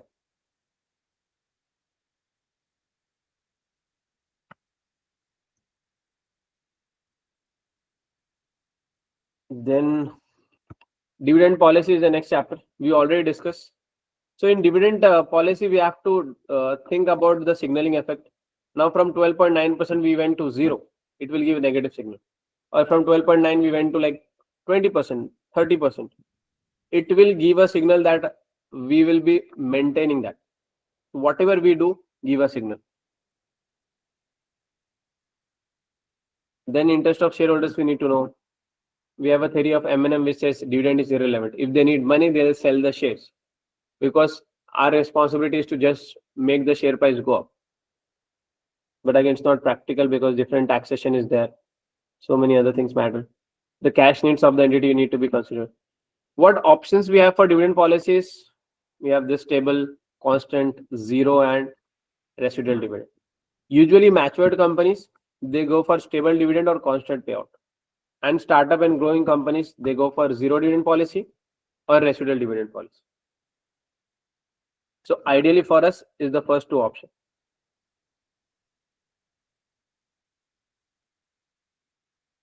Stable means paying a constant. Paying a constant or constantly growing dividend each year. Growing means 2%, 3%, or sometimes just according to inflation. And constant payout, we have fixed it, like 12% of the earning. Doesn't matter how much is the earning. If earning goes up, this will go up. Earning goes down, it goes down. So there is little bit of fluctuation, little bit of unpredictability, you can say. But in stable, we are taking care. Even if it goes down, we'll pay the same amount of money in number. It's not the percentage. Something like this, that should matter. This our dividend, if you see, it is going up slowly. Despite our earning fell badly here, we still paid a good amount of dividend. Why? Because we have maintained a difference between dividend and earning. We have not paid 80-90%. So this is a very ideal example what we are doing in Cewmlator here, isn't it? We have enough retained earnings. So why this will help? Whatever happens to our earning, we are giving positive signal to the shareholders. We are saying, even if our profit goes down, no problem. We have enough funds. We'll pay you. If you keep on paying that, you will also attract this kind of shareholders. This kind of means maybe retired individuals or people who want to depend for their living expenses on the dividends, isn't it? And where working professionals, those who don't need money immediately, they are investing for the future, they will go in startup, they'll take more risk, or they want the companies to reinvest everything back into their business because they are not dependent on that dividend money to survive. They have other source of income.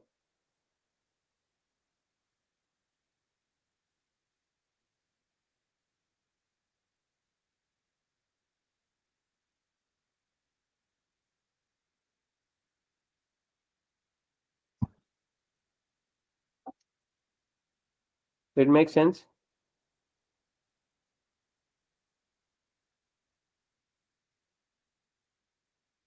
Any question on this?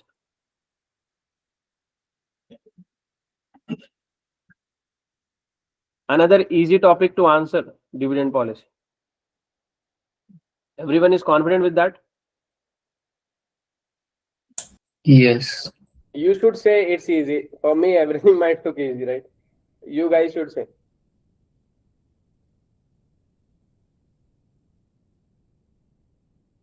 Everyone. Yeah. For me, I found dividend and financing is easier for me to explain it, because my work job role is same, like day-to-day accounting and all those areas. So it helped me to understand easily. Great.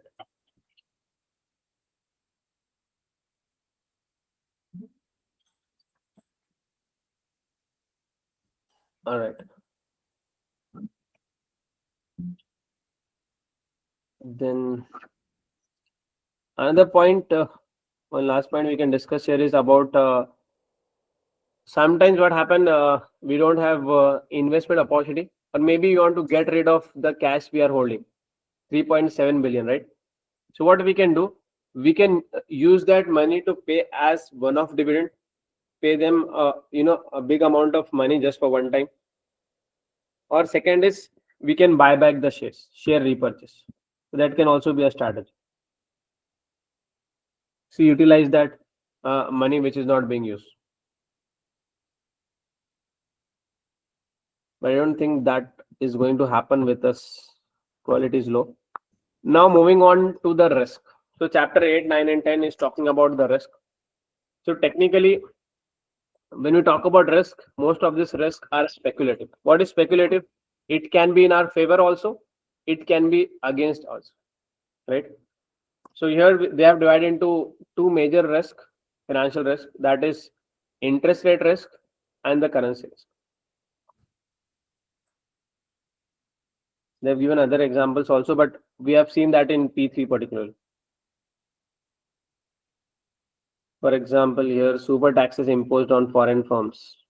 Like why BYD is not successful in India, despite being very cheap in price, not in quality. Because the government has 100% tariff if something comes up, especially in automobile. Plus we have GST and so many other taxes. Almost 120 to 140% they have to pay extra. If something is $10,000, it will be like $20,000 plus other thing. It might go up to $25,000. So they have a serious competitive disadvantage. BYD. What they are doing is now they have become suppliers for other car manufacturers in India, like Mahindra is there and other companies, because they know government will not come up with any relaxation soon. So they have become B2B players. That's an example of super tax. Whereas in Europe, BYD is doing really good. They are going directly to the customer.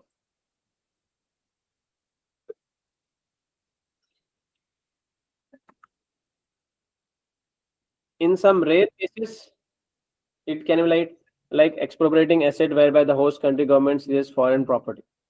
This is very rare, or it can be during a war situation for the national interest.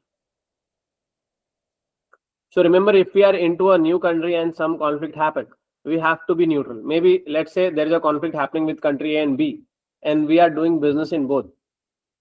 So we might have a pressure from country A to support them and country B to support them, right? So what we need to do as a business, we need to be politically neutral. It's more than political. We have to be neutral in that situation. We cannot take anybody's side. Though it's very difficult to manage, but that should be our stand.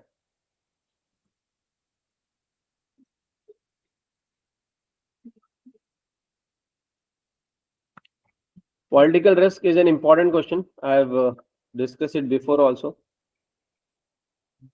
How we can mitigate that: negotiation, structuring, entering into foreign JVs. Now you must be thinking why political risk is part of financial risk.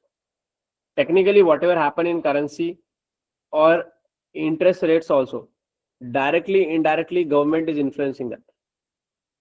Government policies are influencing that.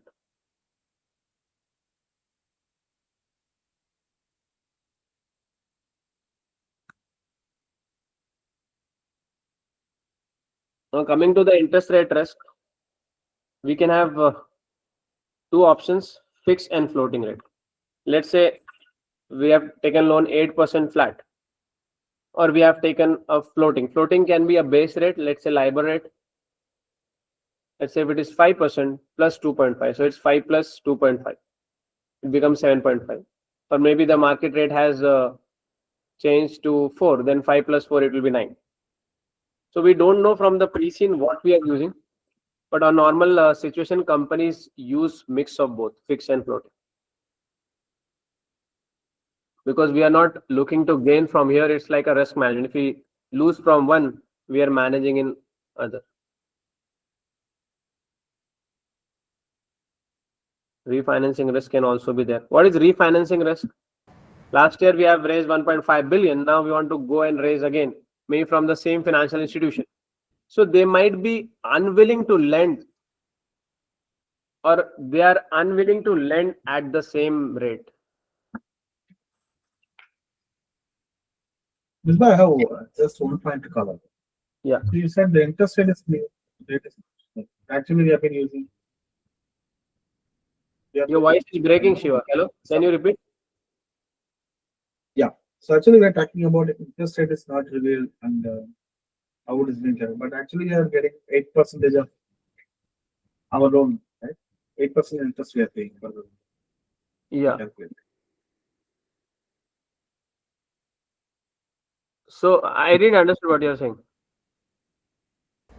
No. Okay, maybe I misunderstood the way you said. You're saying that what sort of interest method we have been adopted, you said, right? I said, what is the percentage we have? You're pushing me over. Sorry, carry on. Okay, thank you. Refinancing will not get at the same rate. Then crediting company option can be unattractive if you're doing again and again. So this can be a point if you want to justify equity. We have just raised last year, then give a break this year on debt. Then the following year you can go for debt again. Or if you need something quickly, it can be difficult. Difficult as in will not have enough time to negotiate.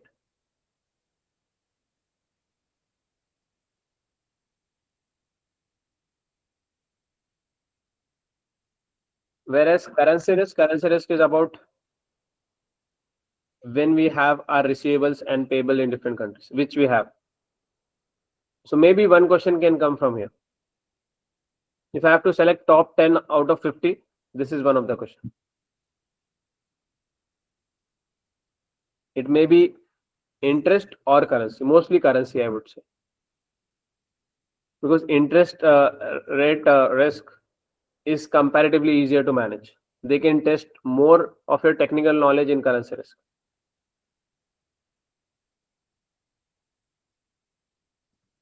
And we have this question and answer in point topics already given to you. So you have everything handy, to be honest. Just need to keep revising it daily until you memorize that. How it affects us if we have asset and liabilities in foreign currency, regular income and expenditure, which we have. If we don't have asset and liabilities, we might also get affected. Why? Because if our competitors are doing and it is helping them, so they can pass on to the customer and they'll get a competitive edge. Then we have economic risk. Economic risk is when the economic condition is going down of that country. Let's say in Duxland we have a recession. I don't think that scenario can come up, but just as an example, the sales of the vehicle will go down, or people will go for the basic model, then the luxury model. In basic model, usually the margin is low. How we can manage that? Diversification of products and sales, diversification of suppliers and customers, marketing, diversification financing. Okay, so this is making me think for a question we discussed during the pre-scene analysis also, but again, quickly I want to know, does any one of you think that Cewmlator should go into a different industry altogether to diversify revenue or manage economic risk? We have discussed about product and market development, but it is from the same industry. If yes, why? If no, why? A quick point. Because AV industries is literally blooming. The government also going to stop the IC car by 2030. So after that, the AV car is going to be the only source. I think the source of vehicles is going to be available in the market. So the market is booming, correct? And moreover, already we are in the top 3. We are one of the leader actually in the industry. So there is no need of changing, diversifying case required. Until this, I think we are also sustainability wise, we are also pretty decent getting, because compared to last year, we are doing far better this year.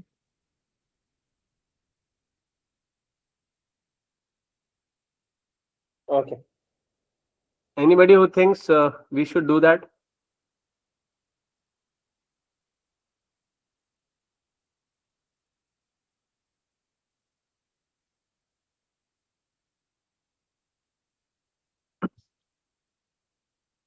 No points? The first point, if we have to write in favor, it is to manage the economic risk. We can go to the industry that is a basic necessity, especially in COVID or any of situation like that. If we have our revenues coming from industry which is not impacted by the economic situation of a country, then we are managing our overall risk. For example, going into healthcare, going into education, going into insurance.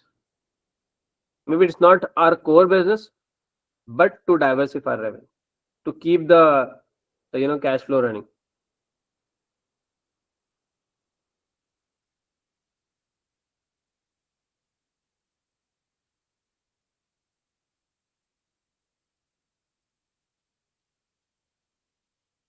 Right? Okay. Few more minutes, we'll continue. Yeah, how to manage this? This is just the terminologies. We'll go quickly to the points how we can manage. This is just the background why exchange rate fluctuates, speculation, balance of payment. Don't worry about it.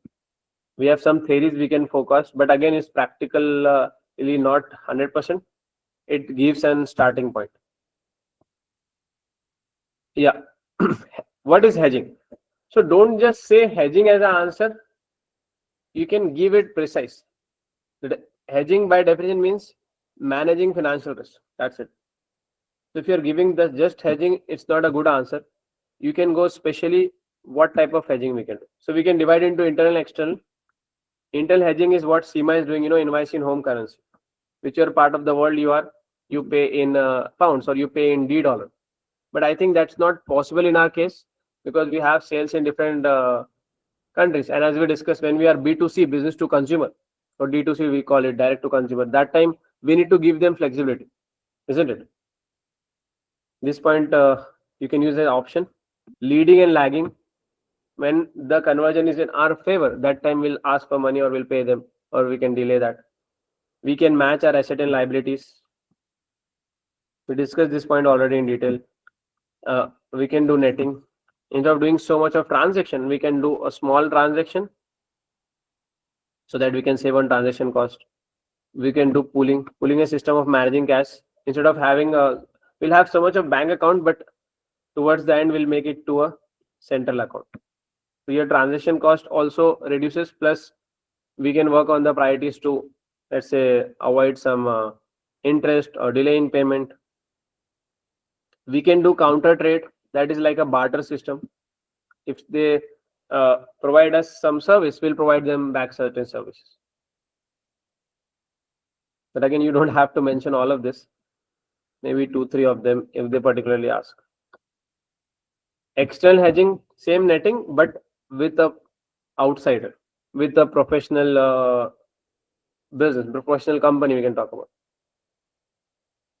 We can take a forward contract. So it doesn't matter what is the current rate or what will the future rate. We'll agree. Let's say now we are in November, we are agreeing for March, April, what will be the rate?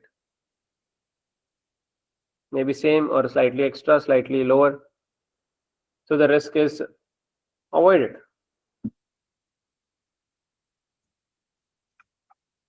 This is also the same money market hedges.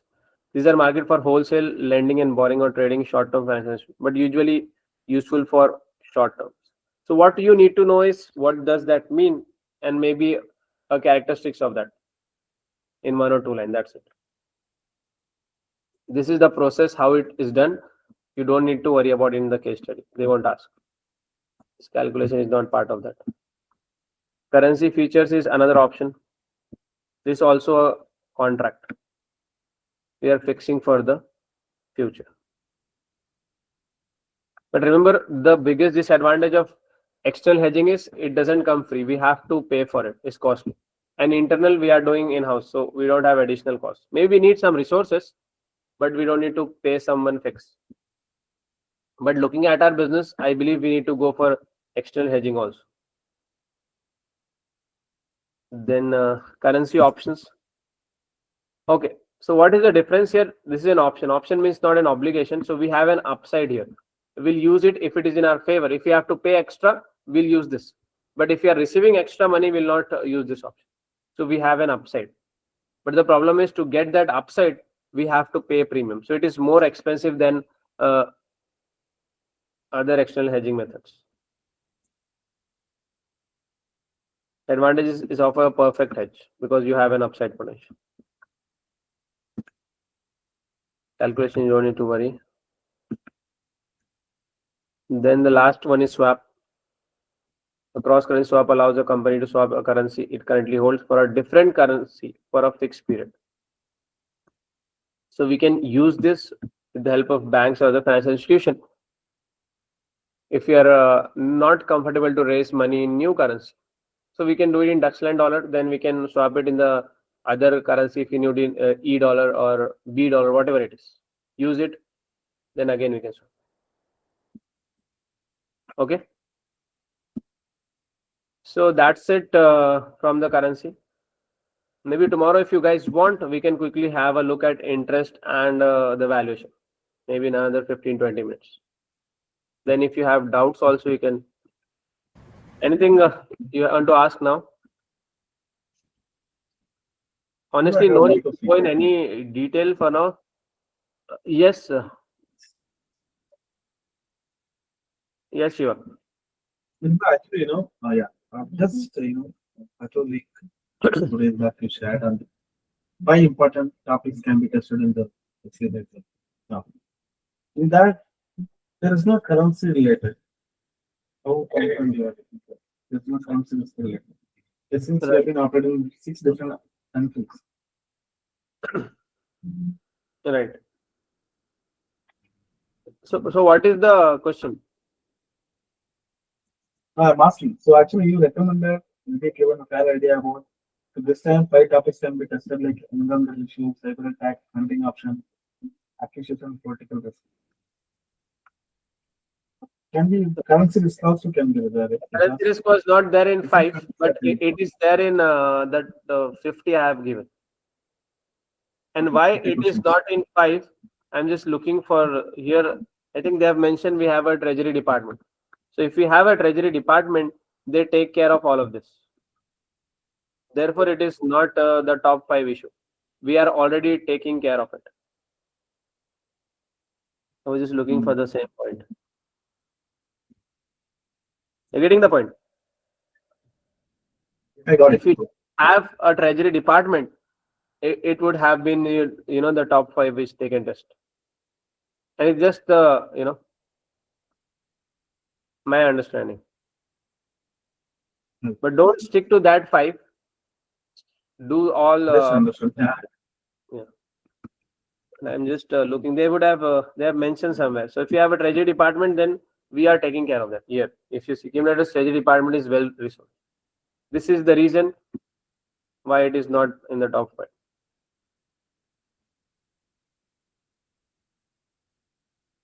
That's what they have mentioned. Cewmlator operates on a global basis with factories in several countries and sells through a global network of dealership. The company is exposed to the impact of currency movements. So we have a treasury department, is well resourced with skill leadership and access to all relevant data sources. Did we get any? Did you see any information regarding staffs or employees in the prison? I don't find it. If anywhere, any of the situations you wanted to prove it, and maybe connect to the prison that employees are much important to Cewmlator, so and so reason. Something if you wanted to prove, what would be the best idea? So you are saying if we are not complying with that, or the employees are not happy, is it?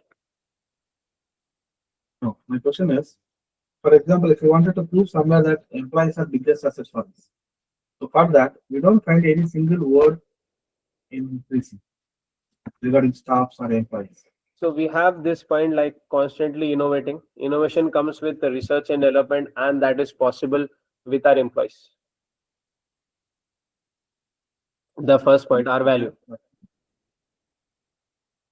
Yeah. And another thing I believe they have mentioned in the risk as well. If you see here, Cewmlator's board pays close attention to product development. There is a full-time director of R&D. So when we talk about full-time director, we have a dedicated team. That is our core human resource.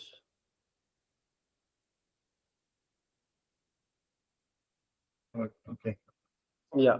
So they have mentioned it's not possible to work at such a level, ignoring the human resource.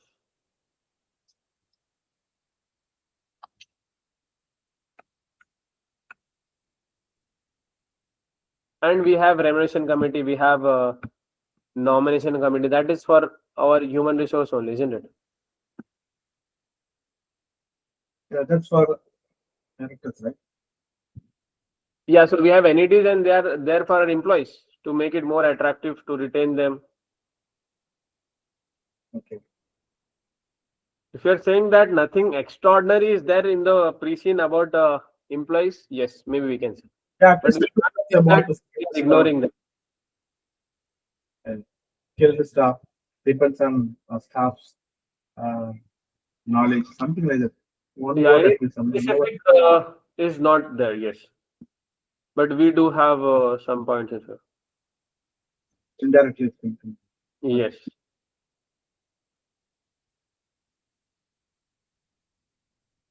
All right. So it was a great session. It went a little longer. I hope you guys enjoyed it. We'll connect tomorrow the same time. If you have any questions, otherwise we can close it for today.